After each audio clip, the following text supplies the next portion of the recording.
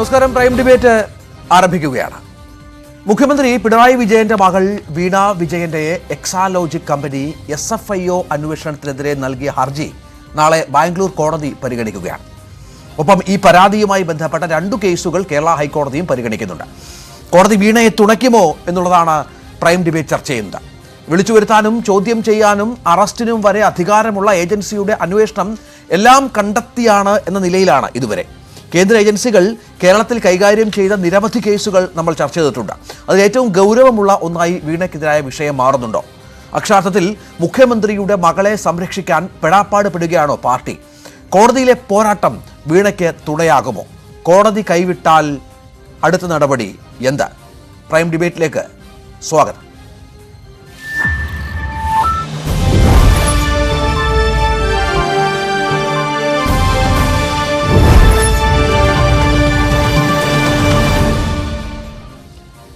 ശ്രീ ആനന്ദ് കൊച്ചുകുടി മാധ്യമപ്രവർത്തകൻ, യുവരാജ് ഗോകുൽ BJPയുടെ പ്രതിനിധി, ശ്രീ വസന്ത് തെങ്കുംപള്ളി കോൺഗ്രസിന്റെ പ്രതിനിധി, ശ്രീ MR അഭിലാഷ് നിയമവിദഗ്ധൻ, അഡ്വക്കേറ്റ് ബൽദേവ് ഇടനിരീക്ഷകൻ എന്നിവർ ഈ ചർച്ചയുടെ ഭാഗമാകുന്നു.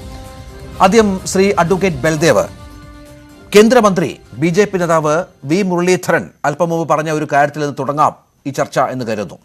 കാരണം മാസപ്പടി വിവാദത്തിൽ മുഖ്യമന്ത്രി പിണറായി വിജയന്റെ കൈകൾ ശുദ്ധമാണ് എന്ന് അദ്ദേഹം ഒരു തവണ നിയമസഭയിൽ ഉയർത്തിക്കാട്ടി നമ്മൾ കണ്ടതാണ്. ശുദ്ധമാണെങ്കിൽ കോടതിയിൽ പോകുന്നതിന് പകരം എന്തിന് അന്വേഷണ ഏജൻസിക്ക് മറുപടി നൽകുകയല്ലേ വേണ്ടത് എന്ന ചോദ്യമാണ് ഉയർത്തിയത്.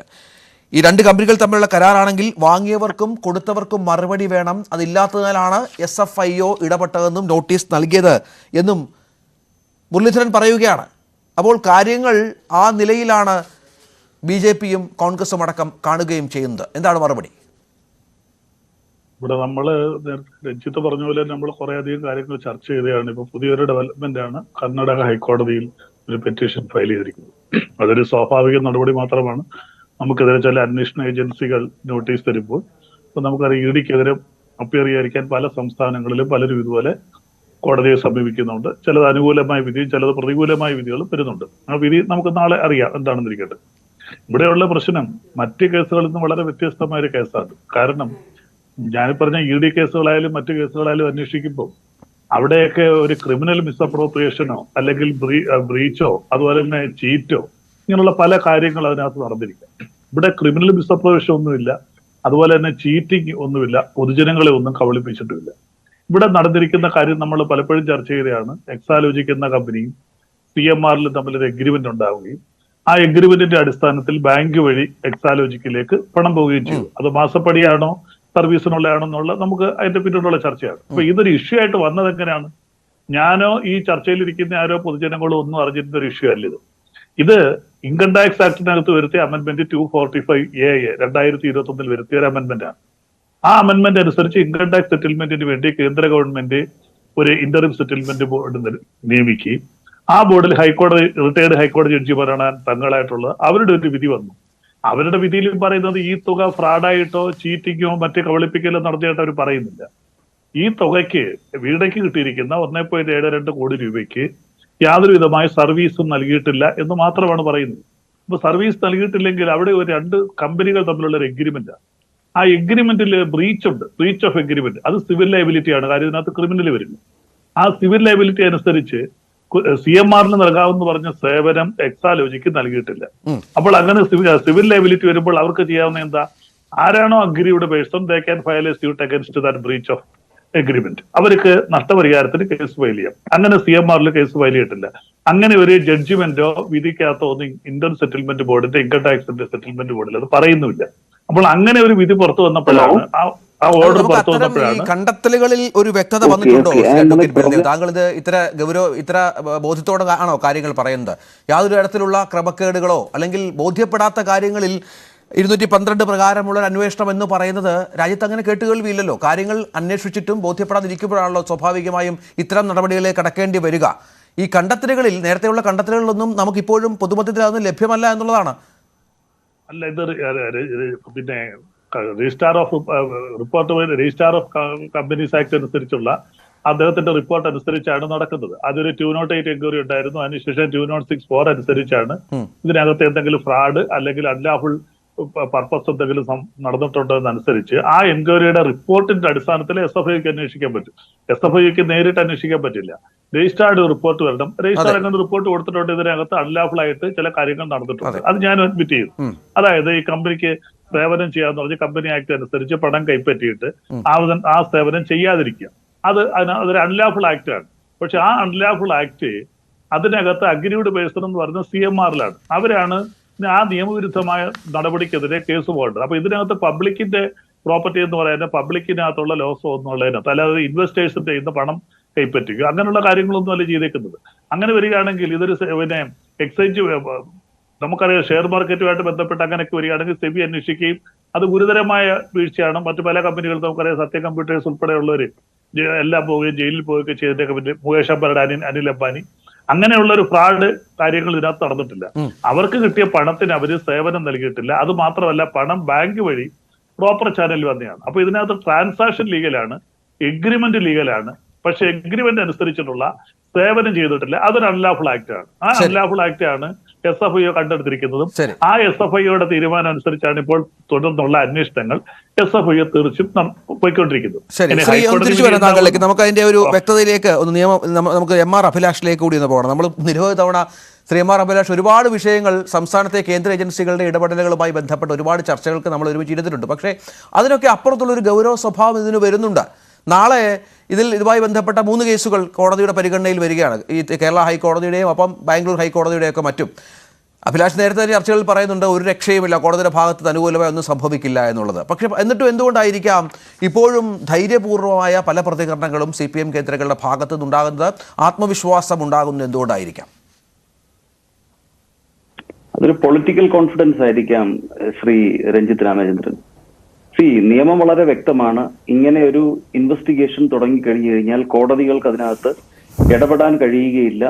ഇപ്പൊ ഉന്നയിക്കപ്പെട്ടിരിക്കുന്ന കാരണങ്ങളൊന്നും തന്നെ ഇടപെടാൻ മതിയാവുകയില്ല എന്ന് ബഹുമാനപ്പെട്ട സുപ്രീം കോടതിയുടെ തന്നെ സഹാറ കേസിലെ വിധിയുണ്ട്.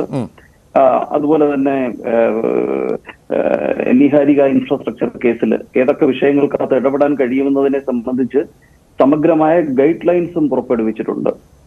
പിന്നെ ഈ കോർപ്പറേറ്റ് ഫ്രോഡ് എന്ന് പറയുന്ന 447 വകുപ്പ് അനുസരിച്ചുള്ള ആ ഒഫൻസ് അത് SFIOയ്ക്ക് മാത്രമേ അന്വേഷിക്കാൻ കഴിയൂ, ഇൻവെസ്റ്റിഗേറ്റ് ചെയ്യാൻ കഴിയൂ എന്നുള്ളത് ബഹുമാനപ്പെട്ട സുപ്രീം കോടതിയുടെ വിധിയുമുണ്ട്.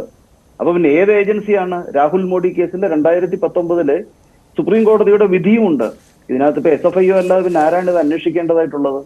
പിന്നെ ഈ ഒഫൻസ് അട്രാക്ട് ചെയ്യപ്പെടുമോ, അല്ലെങ്കിൽ ഇങ്ങനെ ഒരു ഒഫൻസ് എങ്ങനെ ആരോപിക്കപ്പെടാൻ കഴിയുന്നതെന്ന് ചോദിച്ചു കഴിഞ്ഞാൽ 447 വകുപ്പെടുത്തുന്ന തുറന്ന് വായിച്ചു നോക്കിയാൽ മതി, കാര്യങ്ങളെല്ലാം വളരെ വ്യക്തമാകും.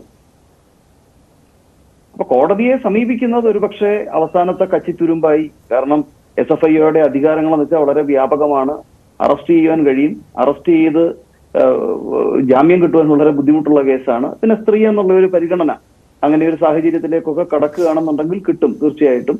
പക്ഷെ അറസ്റ്റ് എന്ന് പറയുന്നത് ഒഴിവാക്കാൻ കഴിയാത്ത ഒരു സാഹചര്യത്തിലേക്കാണ് കാര്യങ്ങൾ നീങ്ങുന്നതെന്നും ഇവരുടെ നിസ്സഹകരണം ഉൾപ്പെടെയുള്ള കാര്യങ്ങൾ വ്യക്തമായിട്ട് ROCയുടെ റിപ്പോർട്ടിൽ ഉൾപ്പെടെ പ്രകടമായിരിക്കുന്ന ഒരു അവസരത്തിൽ പൊതുതാൽപര്യം എന്ന ഒരു കാരണം ചൂണ്ടിക്കാട്ടി ഈ അന്വേഷണം SFIOയെ ഏൽപ്പിക്കാൻ കഴിയുമെന്ന് 212 വകുപ്പിൽ വളരെ വ്യക്തമായിട്ട് പറയുകയും ചെയ്യുന്ന സ്ഥിതിക്ക് ഈ അന്വേഷണം പൂർണ്ണമായിട്ടും നിയമപരമാണ് എന്ന് മാത്രമല്ല ആളെ ചോദ്യം ചെയ്യേണ്ടതായിട്ട് ഉണ്ടാകും.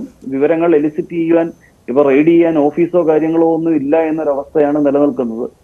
ആ ചോദ്യം ചെയ്യുന്നത് തടയുവാനോ അതിനുവേണ്ടി സമയം വാങ്ങുവാനോ ഒക്കെ ആയിട്ടായിരിക്കാം ഒരു പക്ഷേ ഈ സമൻസ് നൽകി നമ്മൾ കഴിഞ്ഞ ദിവസം വാർത്ത നൽകിയിരുന്നു. ഈ അങ്ങനെ ഒരു സമയം അതിനുള്ള സാധ്യതയുണ്ടോ? കാരണം കോടതിയുടെ ഭാഗത്തുനിന്ന് ഈ താങ്കൾ നേരത്തെ പറഞ്ഞ പോലെ സുപ്രീം കോടതിയുടെ വരെ ഈ വിഷയത്തിൽ നിരീക്ഷണമുള്ള സ്ഥിതിക്ക് കോടതി ഇടപെടാതിരിക്കുക, അല്ലെങ്കിൽ ഇപ്പോഴത്തെ അന്വേഷണം അതിന്റെ വഴിക്ക് പോകട്ടെ എന്ന് പറയുക, അതിനപ്പുറം മറ്റെന്തെങ്കിലും ആശ്വസിക്കാൻ വകയുണ്ടാകുമോ കക്ഷിക്ക്? ശ്രീ രഞ്ജിത്ത്, മയക്കുമരുന്ന് കേസിലെ പ്രതികൾ വരെയും സുപ്രീം കോടതി വരെയും ബെയിൽ ആപ്ലിക്കേഷനുമായിട്ട് പോകുന്നതാണ്. NDPS കേസിൽ വളരെ ശക്തമായിട്ടുള്ള ബെയിൽ കണ്ടീഷൻസ് ആണ്. SFIOയുടെ കേസുകളിലും സമാനമായിട്ടുള്ള കാര്യമാണ്. അപ്പൊ ജാമ്യം കിട്ടുമെന്നുള്ള പ്രതീക്ഷയിൽ സുപ്രീം കോടതി വരെ വന്ന്, ആ മനുഷ്യന്റെ പ്രതീക്ഷയല്ലേ, സുപ്രീം കോടതിയിൽ വന്ന് 99% കേസുകളും അങ്ങനെ ഡിസ്മിസ് ചെയ്യപ്പെടുന്നു. പക്ഷെ എന്നാലും കക്ഷി പോകണമെന്ന് ആഗ്രഹിക്കുമ്പോൾ ഏത് അഭിഭാഷകനാണ് കേസിനോട് പുറംതിരിഞ്ഞു നിൽക്കാൻ കഴിയുക? അപ്പൊ കേസുമായിട്ട് പോവുക എന്നുള്ളത് ഒരു കുറ്റാരോപിതനെ സംബന്ധിച്ചിടത്തോളം, അല്ലെങ്കിൽ ഇവിടെ കുറ്റാരോപിതയെ സംബന്ധിച്ചിടത്തോളം നിയമപരമായിട്ടുള്ള വഴിയാണ്. പക്ഷേ ബഹുമാനപ്പെട്ട സുപ്രീം കോടതിയുടെ സഹാറ കേസിലെ ഉത്തരവ് ബഹുമാനപ്പെട്ട ഹൈക്കോടതിയുടെ മുൻപിലെടുത്ത് വെച്ച് കഴിഞ്ഞാൽ സിംഗിൾ ജഡ്ജിക്ക് ഇടപെടാൻ കഴിയില്ല. ഇത് റൂൾ ഓഫ് ലോ ആണല്ലോ, റൂൾ ഓഫ് മാൻ അല്ലല്ലോ. മനുഷ്യന്റെ ഭരണമല്ലല്ലോ, നിയമത്തിന്റെ ഭരണമല്ലേ. ഇത് എടുത്ത് സുപ്രീം കോടതിയുടെ മുൻപിലേക്ക് വെച്ച് കഴിഞ്ഞു കഴിഞ്ഞാൽ സുപ്രീം കോടതിക്ക് ഇടപെടാൻ കഴിയില്ല, അല്ല ബഹുമാനപ്പെട്ട ഹൈക്കോടതിക്ക് ഇടപെടാൻ കഴിയില്ല എന്നുള്ളത് നിഹാരിക ഇൻഫ്രാസ്ട്രക്ചർ കേസിലെ ഒരു വിധിക്കകത്ത് പല വിധികളുണ്ട്. കേരള ഹൈക്കോടതി സമീപിച്ചപ്പോഴും നടത്തുന്ന നിരീക്ഷണങ്ങൾ നമ്മുടെ മുന്നിലുണ്ട്. കോടതി തീർച്ചയായിട്ടും അതുപോലെയും അല്ലല്ലോ. ഇവിടെ ഒഫൻസ് വളരെ ഗൗരവകരമായിട്ടുള്ളതല്ലേ. ഇവർക്കെതിരെയാണല്ലോ ഈ ആരോപണങ്ങൾ ഉന്നയിക്കപ്പെട്ടിരിക്കുന്നത്. അപ്പം കർത്തായോ വീണ വിജയനോ പോവുക എന്ന് പറയുമ്പോൾ അവിടെ KSIDCക്ക് കിട്ടുന്ന ആ ഒരു സംശയത്തിന്റെ ആനുകൂല്യം പോലും ഇത്തരം ഒരു ഹർജിയുമായി ബന്ധപ്പെട്ട് കിട്ടുകയില്ല. നിയമപരമായി കമൻസ് ചെയ്യപ്പെട്ട ഒരു ഇൻവെസ്റ്റിഗേഷനെ എങ്ങനെ തടയാൻ കഴിയുമെന്ന് പോലീസ് ആരെങ്കിലും സമ്മൺ ചെയ്തു കഴിഞ്ഞു കഴിഞ്ഞാൽ പോലീസിന്റെ അടുത്തേക്ക് പോവില്ല എന്ന് പറഞ്ഞ് കോടതിയിലേക്ക് പോകാനൊക്കെ ഒഫൻസ് അവർ രജിസ്റ്റർ ചെയ്തിട്ടില്ലല്ലോ. ഒഫൻസ് രജിസ്റ്റർ ചെയ്യാതെ എങ്ങനെ അറസ്റ്റ് ഉണ്ടാവുക? അപ്പം ഈ ഒരു അവസരത്തിൽ പോവുക എന്ന് പറഞ്ഞു കഴിഞ്ഞാൽ ബഹുമാനപ്പെട്ട ഹൈക്കോടതിയുടെ മുൻപിൽ ഈ സുപ്രീം കോടതിയുടെ സഹാറ കേസിന്റെ വിധി മുൻപിലെടുത്ത് വെച്ച് കഴിഞ്ഞാൽ ഇന്ത്യൻ ഭരണഘടനയുടെ 141 വകുപ്പ് പ്രകാരം ഹൈക്കോടതിയുടെ കൈകൾ അവിടെ ബന്ധിതമാവുകയാണ് ചെയ്യുന്നത്. നിഹാരിക ഇൻഫ്രാസ്ട്രക്ചർ കേസിൽ വളരെ വ്യക്തമായിട്ട് പറഞ്ഞിട്ടുണ്ട്, ഞങ്ങളൊരു വിധി പ്രഖ്യാപിച്ചു കഴിഞ്ഞാൽ, ഒരു തത്വം പ്രഖ്യാപിച്ചു കഴിഞ്ഞാൽ ഒരു ഹൈക്കോടതിക്കും അതിനെ മറിച്ചൊരു തീരുമാനം എടുക്കാൻ കഴിയില്ല. നീതിയുടെ ഭരണം അട്ടിമറിക്കുന്നതിന് തുല്യമാണ് എന്ന് ഹൈക്കോടതികളെ ബഹുമാനപ്പെട്ട സുപ്രീം കോടതി വാൺ ചെയ്യുകയും ചെയ്തിട്ടുണ്ട്. അപ്പൊ ഈ വിധി മുൻപിൽ വെക്കുകയാണെന്നുണ്ടെങ്കിൽ ഹൈക്കോടതിക്ക് ഇടപെടാൻ കഴിയുകയില്ല. ഈ സഹാറ കേസിലെ ജസ്റ്റിസ് ചന്ദ്രചൂഡും ജസ്റ്റിസ് ബേല ത്രിവേദിയും അംഗങ്ങളായിട്ടുള്ള ബെഞ്ചിന്റെ വിധി അതാണ് നിയമപരമായ, അവരുടെ അവകാശങ്ങൾ സംരക്ഷിക്കട്ടെ, അവരത് അത്തരത്തിൽ മുന്നോട്ട് പോകും. നിയമപരമായ വിശദീകരണം അതാണ്. നമുക്ക് അതിന്റെ രാഷ്ട്രീയ വശത്തിലേക്കൊന്ന് പോയാൽ ശ്രീ ആനന്ദ് കൊച്ചുകൂടി, ഈ നേതാക്കന്മാരുടെ കുടുംബത്തിനെതിരെ ഉയരുന്ന ആരോപണങ്ങൾ കീഴ്ഘടകങ്ങളിൽ വിശദീകരിക്കുക എന്നുള്ളത് CPM-ൽ അപൂർവമാണ്. പക്ഷേ ഇപ്പോൾ അത് സംഭവിച്ചുകൊണ്ടിരിക്കുകയാണ്. കീഴ്ഘടകങ്ങളിൽ ഈ വിഷയത്തിൽ കുടുംബത്തിന് നേരെ ഉയർന്ന ആരോപണങ്ങൾ വിശദീകരിക്കുന്നു. മുഖ്യമന്ത്രിയുടെ മാസപ്പടി എന്ന പ്രയോഗം മാധ്യമ സൃഷ്ടിയാണ് എന്ന് പറയുന്നു, രാഷ്ട്രീയമുണ്ടോ എന്ന് പറയുന്നു, ഈ കണക്കുകൾ രണ്ട് കമ്പനികൾ തമ്മിലുള്ള കണക്കുകൾ സംബന്ധിച്ചൊരു തർക്കമാണ് എന്ന് പറയുന്നു. കോടിയേരിയുടെ മകനെതിരെയുള്ള ആരോപണത്തെ എന്തുകൊണ്ട് പ്രതിരോധിച്ചില്ല എന്ന ചോദ്യം ഉയർത്തുമ്പോൾ പറയുന്നത് അത് മയക്കുമരുന്ന് കേസാണ്, അത് ശരിയായാലും തെറ്റായാലും പാർട്ടിക്ക് ഇടപെടുന്നതിൽ പരിമിതിയുണ്ട്. ഇവിടെ വീണയ്ക്കെതിരെ കേസ് ഉയർത്തിക്കൊണ്ടുവരുന്ന മുഖ്യമന്ത്രി ലക്ഷ്യമിട്ടാണ്.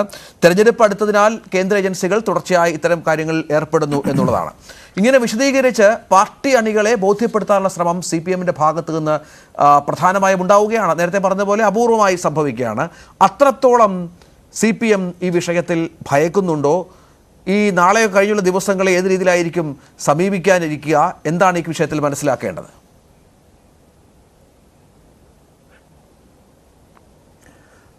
രഞ്ജിത്ത്, ഇത് വേറെ ഏതെങ്കിലും കാലഘട്ടമായിരുന്നെങ്കിൽ, അതായത് CPM-ന്റെ ഇതിന് മുൻപത്തെ ഏതെങ്കിലും മുഖ്യമന്ത്രിമാരാണ് ഭരിച്ചിരുന്നതെങ്കിൽ, അതായത് VS-ഓ അല്ലെങ്കിൽ നായനാരോ അല്ലെങ്കിൽ EMS-ഓ അങ്ങനെ ഒരു കാലഘട്ടമായിരുന്നെങ്കിൽ, അല്ലെങ്കിൽ ഏതെങ്കിലും കോൺഗ്രസ് മുഖ്യമന്ത്രിയാണ് ഇപ്പോഴാണെങ്കിൽ, ഈ കാലത്തിലാണെങ്കിലും ഇപ്പോഴാണ് ഭരിച്ചിരുന്നതെങ്കിൽ UDF-ന്റെ, അവരിപ്പോൾ തന്നെ രാജിവെക്കേണ്ട അവസ്ഥ വന്നേനെ. കാരണം അത്രയും ഗുരുതരമാണ് ഈ കേസിലെ പ്രത്യക്ഷമായിട്ടുള്ള പകൽ പോലെ നമുക്ക് വ്യക്തമാകുന്ന തെളിവുകൾ ഈ കേസിലുണ്ട്.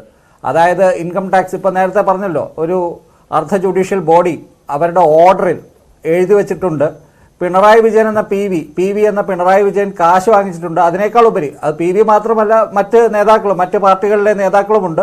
പക്ഷേ ഇതിൻ്റെ അകത്തൊരു വൈറ്റ് മണി ട്രാൻസാക്ഷൻ, ഇവിടെ പല CPM നേതാക്കളും ഇടത് സഹയാത്രികരും ഒക്കെ പറയുന്നത് വൈറ്റ് മണിയാണ്, ഇത് ബാങ്ക് വഴിയാണ്, അതുകൊണ്ട് ഇത് ലീഗലാവും. അങ്ങനെയാണ് ഈ മണി ലോണ്ടറിങ് നടക്കുന്ന കേസുകളെല്ലാം ഇതുപോലെ കൂടുതലും വൈറ്റ് മണി തന്നെയായിട്ടാണ് ട്രാൻസാക്ഷൻ നടക്കുന്നത്. അത് ഈ അഴിമതി നിരോധന നിയമപ്രകാരവും മണി ലോണ്ടറിങ് ആക്ട് പ്രകാരവും ഈ കേസ് തികച്ചും ഒരു എന്താ പറയുന്നത്, കൃത്യമായിട്ട് നമുക്ക് മനസ്സിലാകുന്ന ഒരു ഷെൽ കമ്പനി ഉണ്ടാക്കി മുഖ്യമന്ത്രിക്ക് കോഴ കൊടുത്തു എന്നാണ്. അതായത് ഈ കാശായിട്ട് കൊടുക്കുന്നതിന് പകരം, ബ്ലാക്ക് മണി ആയിട്ട് കൊടുക്കുന്നതിന് പകരം അത് വൈറ്റ് മണി ആക്കുക എങ്ങനെയാണ് എന്ന് ആലോചിച്ച് അതിനുള്ള ഒരു വഴി കണ്ടെത്തി അതിന് മുഖ്യമന്ത്രിയുടെ മകളെ ഒരു അവരുടെ കമ്പനി ഉപയോഗിച്ച് അത് വൈറ്റ് മണി ആയിട്ട് കാശ് മുഖ്യമന്ത്രിക്ക് കൊടുത്തു, അഴിമതി പണം കൊടുത്തു, അല്ലെങ്കിൽ കൈക്കൂലി കൊടുത്തു എന്നുള്ളതാണ് അതിന്റെ വ്യാഖ്യാനം. അതിൽ കുറച്ചൊന്നുമില്ല. ഇപ്പോൾ ഒരു കാര്യം ശരിയാണ് CPM പറയുന്നത്, ഇത് മുഖ്യമന്ത്രിയിലേക്ക് ഈ ആരോപണം ചെല്ലുന്നത് കൊണ്ടാണ്. അപ്പോൾ ബിനീഷ് കോടിയേരിയുടെ മയക്കുമരുന്ന് കേസ് അത് അതിന്റെ രാഷ്ട്രീയമായ നഷ്ടം, രാഷ്ട്രീയമായ അതിന്റെ ഒരു ഈ എന്താണ് നമ്മുടെ രാഷ്ട്രീയക്കാർക്കൊക്കെയുള്ള ഒരു പ്രതിച്ഛായ ഉണ്ടല്ലോ, ആ ഒരു നഷ്ടത്തിനുപരി അത് കാരണമാണല്ലോ അന്ന് കോടിയേരി ബാലകൃഷ്ണൻ രാജിവെച്ച സമയത്ത് അത് സമ്മതിച്ചില്ല. പക്ഷെ പിന്നീട് മനോരമയ്ക്ക് കൊടുത്ത അഭിമുഖത്തിൽ അദ്ദേഹം സമ്മതിച്ചിരുന്നു. അതായിരുന്നു കാരണം അദ്ദേഹത്തിന്റെ രാജി, അല്ലെങ്കിൽ താൽക്കാലികമായിട്ട് അദ്ദേഹം രാജിവെച്ചതിന്റെ കാരണം. അപ്പോൾ ആ ഒരു കാര്യത്തിനുപരി ആ കേസിൽ, ബിനീഷ് കോടിയേരിയുടെ കേസിൽ അതിൽ അദ്ദേഹത്തിന്റെ അച്ഛനായ CPM-ന്റെ സംസ്ഥാന സെക്രട്ടറി ആയിരുന്ന കോടിയേരി ആ കേസിൽ പെടില്ലായിരുന്നു. പക്ഷേ ഇവിടെ നേരെ തിരിച്ചാണ്. മുഖ്യമന്ത്രിയുടെ മകൾ എന്നതിനേക്കാൾ ഉപരി ഇത് നേരെ മുഖ്യമന്ത്രിയിലേക്കാണ് എത്തുന്നത്. അതുകൊണ്ട് തന്നെയാണ് CPM ഈ കാര്യത്തിൽ തുടക്കം മുതൽ അവരുടെ പാർട്ടി മുഴുവൻ സംസ്ഥാന സെക്രട്ടേറിയറ്റിന്റെ പത്രക്കുറിപ്പ് വരുന്നതും മന്ത്രി റിയാസ് ഇതിനെക്കുറിച്ച് കാമാന്നൊരു അക്ഷരം പറയാതെ ഓടി ഒളിക്കുന്നതും, അല്ലെങ്കിൽ ഓണാശംസകളും ക്രിസ്മസ് ആശംസകളും പുതുവത്സരാശംസകളും മാത്രം നേരുന്നതും, മറ്റു കാര്യങ്ങളിൽ അദ്ദേഹം വലിയ വാചാലനായി സംസാരിക്കുമ്പോഴാണ്. അപ്പോൾ അത് തന്നെയാണ് ഇതിൻ്റെ അകത്തെ കാര്യം. ഇപ്പൊ മുഖ്യമന്ത്രിയെ സംരക്ഷിക്കുക എന്ന് വെച്ചാൽ CPM-ന്റെ മൊത്തം എഡിഫിസ്, അതിന്റെ മൊത്തം ഇപ്പോഴത്തെ ഈ പാർട്ടിയെ മൊത്തം നിയന്ത്രിക്കുന്നത്, അല്ലെങ്കിൽ ഈ പാർട്ടിയുടെ മൊത്തത്തിലുള്ള കൺട്രോൾ പിണറായി വിജയന് തന്നെയാണ്. അപ്പോൾ അദ്ദേഹം സ്ഥാനഭ്രഷ്ടനായാൽ, അദ്ദേഹം രാജിവെച്ചാൽ ഈ സംവിധാനം തന്നെ തകരുന്ന ഒരു ഘട്ടം എത്തിയേക്കാം. പക്ഷേ അതുകൊണ്ട് തന്നെയാണ് എല്ലാവരും തട്ടിൽ വിശദീകരിക്കുകയും ചെയ്തു. നേതാക്കൾ തുടർച്ചയായി ഈ ലെവൽ അനുസരിച്ച് നേതാക്കൾ ജില്ലാ കമ്മിറ്റിയിലും മറ്റും അത്തരത്തിൽ ഓരോ ഘടകങ്ങളിലും വിശദീകരിച്ചുകൊണ്ടിരിക്കുകയാണ് ഈ വിഷയം. ശ്രീ യുവരാജ് ഗോകുല്, ഇവിടെ വീണ വിജയൻ എന്ന ആളെ സംരക്ഷിക്കുന്നു. വി മുരളീധരൻ പറഞ്ഞ വളരെ പ്രധാനപ്പെട്ട ഒരു കാര്യമാണ്. കോടിയേരിയുടെ മകനും പിണറായിയുടെ മകൾക്കും രണ്ട് നീതിയാണോ എന്ന ചോദ്യമാണ് കേന്ദ്രമന്ത്രി വി മുരളീധരൻ BJP നേതാവ് ഉന്നയിച്ചത് എന്നുള്ളതാണ്. CPM സംസ്ഥാന സെക്രട്ടറി ആയിരുന്ന കോടിയേരി ബാലകൃഷ്ണന്റെ മകനെതിരെ കേന്ദ്ര ഏജൻസികൾ കേസെടുത്തപ്പോൾ പാർട്ടി രേഖാമൂലം ഇത്തരത്തിൽ വിശദീകരണം നൽകിയിരുന്നില്ല. വിഷയത്തെ CPM ന്യായീകരിക്കുന്നത് മുഖ്യമന്ത്രിയുടെ മകൾ ഏത് പാർട്ടി ഘടകത്തിൽ പ്രവർത്തിക്കുന്നത് കൊണ്ടാണ് എന്ന് ചോദിക്കുകയാണ്. ആ സമീപനങ്ങളിലുള്ള വ്യത്യാസം ചൂണ്ടിക്കാട്ടുന്നു. ഇവിടെ ശ്രീ ആനന്ദ് കൊച്ചുകൂടി പറഞ്ഞ പോലെയുള്ള വ്യത്യാസമുണ്ട്. മറ്റത് മയക്കുമരുന്ന് കേസുമായി ബന്ധപ്പെട്ടായിരുന്നു. ഇവിടെ മുഖ്യമന്ത്രി പിണറായി വിജയന്റെ സ്വാധീനത്തിലാണ് ഈ CMRL-ഉം ഇത്തരത്തിലുള്ള സംവിധാനങ്ങളൊക്കെ ഇത്തരം ഫണ്ടുകൾ ട്രാൻസ്ഫർ ചെയ്യുകയും കമ്പനി നടത്താൻ സാധിക്കുകയും ഒക്കെ ചെയ്യുന്ന സാഹചര്യം ഒരുങ്ങിയത്. സ്വാഭാവികമായും പിണറായിയിലേക്ക് അന്വേഷണം തിരിയും എന്ന ഘട്ടം വന്നാൽ ഇടപെടേണ്ടി വരും. അപ്പോഴും പ്രതിരോധം ഉയർത്തേണ്ടി വരും പാർട്ടിക്ക്.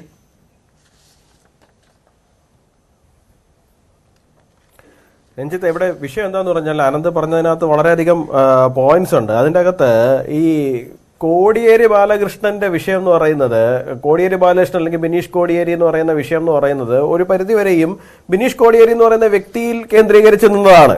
അപ്പൊ അതുകൊണ്ട് ഇത് അതുപോലെയല്ല. ആ വിഷയം കുറച്ചുകൂടിയും ഡെപ്തിലേക്ക് പോയിരിക്കുകയാണെന്ന് പറഞ്ഞു കഴിഞ്ഞാൽ ഇത് മുഖ്യമന്ത്രി പിണറായി വിജയന് ആ ഇന്ററിം സെറ്റിൽ ബോർഡിന്റെ വിധിയിൽ നിന്നാണ് ഈ പ്രശ്നങ്ങളുടെ മൊത്തം ആരംഭം എന്ന് പറയുന്നത്. അതിൻ്റെ ഉള്ള റീസൺ എന്ന് പറയുന്നത് ക്വാസി ജുഡീഷ്യൽ ബോഡിയാണ്.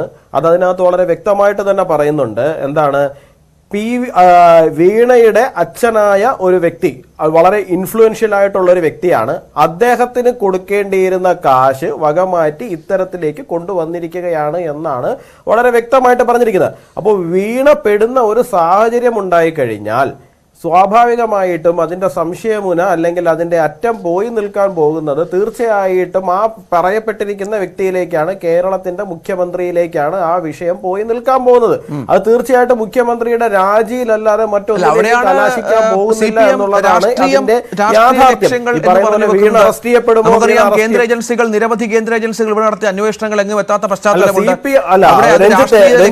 തെരഞ്ഞെടുപ്പ് വരുന്നു. തെരഞ്ഞെടുപ്പ് സമയത്ത് മാത്രം 8 മാസം മുമ്പുണ്ടായ ഒരു സംഭവത്തിൽ തെരഞ്ഞെടുപ്പിനും അടുക്കുമ്പോൾ ഇത്തരത്തിൽ വേഗത കൂടുന്നു എന്നൊക്കെ പറയുന്നത് അവിടെയാണ്. രഞ്ജിത്ത്, ഞാനൊന്ന് കംപ്ലീറ്റ് ചെയ്യട്ടെ ആ വിഷയം. ഇതിനകത്ത് കേന്ദ്ര ഏജൻസികളുടെ അന്വേഷണം എല്ലാ വിഷയത്തിലും അതിൻ്റെതായ രീതിയിൽ മുമ്പോട്ട് പോകുന്നുണ്ട്. ഇത് കോഴിയെ മോഷ്ടിച്ച കേസൊന്നും അല്ലല്ലോ. നിങ്ങളിപ്പോൾ സ്വർണ്ണക്കടത്ത് വിഷയമൊക്കെയാണ് പറയുന്നതെന്നുണ്ടെങ്കിൽ ഇത് വീട്ടിൽ കയറി കോഴിയെ മോഷ്ടിച്ച കേസൊന്നും അല്ലല്ലോ. ഇന്ന് നാളെ ഇരുട്ടി വെളുക്കുമ്പോഴേക്കും പ്രതിയെ പിടിക്കാൻ വേണ്ടിയിട്ട് ഇതിൻ്റെ അകത്തുള്ള പല പിൻ പോയിന്റ്സും ഇരിക്കുന്നത് എവിടെയാണ്? വിദേശങ്ങളിലൊക്കെയാണ് ഇരിക്കുന്നത്. പലരും നയതന്ത്ര പരിരക്ഷയുള്ള ആൾക്കാരാണ്. അപ്പോൾ അതിൻ്റെതായ സമയം എടുക്കുക. അതിൻ്റെതായ സമയം എടുത്ത് മാത്രമേ ആ വിഷയത്തിലേക്കൊക്കെ പോകാൻ പറ്റുള്ളൂ. അത് മാത്രമല്ല, മുഖ്യമന്ത്രിയുടെ ഓഫീസിനകത്തുണ്ടായിരുന്ന അദ്ദേഹത്തിൻ്റെ മാൻ ഫ്രൈഡേ ആയിട്ടുള്ള ആൾ ഇയാൾ എത്ര കാലം ജയിലിൽ കിടന്നു എന്നുള്ള കാര്യം നമുക്കറിയാം. അപ്പൊ കേന്ദ്ര ഏജൻസികൾ അത്ര സോഫ്റ്റ് ആയിട്ടൊന്നും അല്ല അവിടെ പൊയ്ക്കൊണ്ടിരിക്കുന്നത്, വളരെ ഹാർഡായിട്ട് തന്നെയാണ് അവർ പൊയ്ക്കൊണ്ടിരിക്കുന്നത്. രണ്ട്, നിങ്ങൾ ഉന്നയിക്കുന്ന ഒരു ആരോപണമാണ് എന്താണ്, അല്ലെങ്കിൽ പ്രതിപക്ഷം അല്ലെങ്കിൽ CPM ഉന്നയിക്കുന്ന ഒരു വിഷയമാണ് എന്താണ്, രാഷ്ട്രീയ പ്രതികാരത്തിന് അല്ലെങ്കിൽ രാഷ്ട്രീയമായ പകപോക്കലിന് വേണ്ടിയിട്ട് ഇത്തരം കേസുകൾ ഉപയോഗിക്കുന്നു എന്നുള്ള കാര്യം. നോക്കൂ, ഈ വീണ വിജയന് CMRL പൈസ കൊടുക്കുന്നത് BJP പറഞ്ഞിട്ടാണോ, അല്ലെങ്കിൽ കേന്ദ്ര സർക്കാർ പറഞ്ഞിട്ടാണോ, അല്ലെങ്കിൽ കേന്ദ്ര ഏജൻസികൾ പറഞ്ഞിട്ടാണോ? അല്ലല്ലോ. ഈ പറയുന്ന വീണ വിജയൻ എന്ന് പറയുന്ന വ്യക്തിയുടെ കമ്പനിയായ എക്സാലോജിക്കിന് 1.72 കോടി രൂപ യാതൊരു സേവനവും നൽകാതെ CMRL ട്രാൻസ്ഫർ ചെയ്തിരിക്കുന്നത് മണി ലോണ്ടറിംഗ് ആണെന്നുള്ള കാര്യം എല്ലാവർക്കും വളരെ വ്യക്തമായിട്ട് അറിയാം. ഇതിന്റെ അകത്ത് അതിനെ ഏറ്റവും അധികം ഗുരുതരമാക്കി മാറ്റി ഇത് രണ്ട്. ഓക്കെ, നമുക്കിപ്പോൾ ഒരു വാദത്തിന് വേണ്ടിയിട്ട് CPM ഉന്നയിക്കുന്നത് പോലെ ഇപ്പൊ നേരത്തെ ശ്രീ ബൽദേവ് അദ്ദേഹം പറഞ്ഞതുപോലെ എന്താണ്, ഇതിന്റെ അകത്ത് പൊതുജനങ്ങളുടെ വിഷയം ഉണ്ടായിട്ടില്ല, പൊതുജനങ്ങളുടെ കാശ് പോയിട്ടില്ല, അപ്പോൾ അതുകൊണ്ട് തന്നെ എന്താണ് ഇതിനകത്ത് രണ്ട് കമ്പനികൾ തമ്മിലുള്ള വിഷയമാണെന്നൊക്കെയാണ്. അങ്ങനെയല്ല. ഇതിന്റെ അകത്ത് CMRL 13.2% ഷെയർ ഹോൾഡ് ചെയ്തിരിക്കുന്നത് KSIDC എന്ന് പറയുന്നത് കേരള സർക്കാരിന്റെ തന്നെ ഒരു ഇനിഷ്യേറ്റീവ് ആയിട്ടുള്ള ഒരു കമ്പനിയാണ് 13.2% ഷെയർ ഹോൾഡ് ചെയ്തിരിക്കുന്നത്. അപ്പൊ ആ കമ്പനിക്ക് കൂടി ഇൻവോൾവ്മെന്റ് ഉള്ള ഒരു കമ്പനിയാണ് മുഖ്യമന്ത്രിക്ക് മാസപ്പടി കൊടുത്തിരിക്കുന്നത്. അപ്പൊ ഇത് പൊതുജനങ്ങൾ ഇൻവോൾവ് ആവുന്ന കാര്യമല്ലേ, ഇത് പൊതുജനങ്ങളുടെയും കൂടി ഷെയറിന്റെ കാര്യമല്ലേ. ഇപ്പൊ KSIDC കഴിഞ്ഞ ദിവസം ഹൈക്കോടതിയിലേക്ക് കേസുമായിട്ട് പോയി. എത്ര ലക്ഷം രൂപയാണ് വക്കീലിന് കൊടുക്കേണ്ടി വന്നത്? ആരുടെ കാശാണ് അവിടെയും ചെലവായിരിക്കുന്നത്?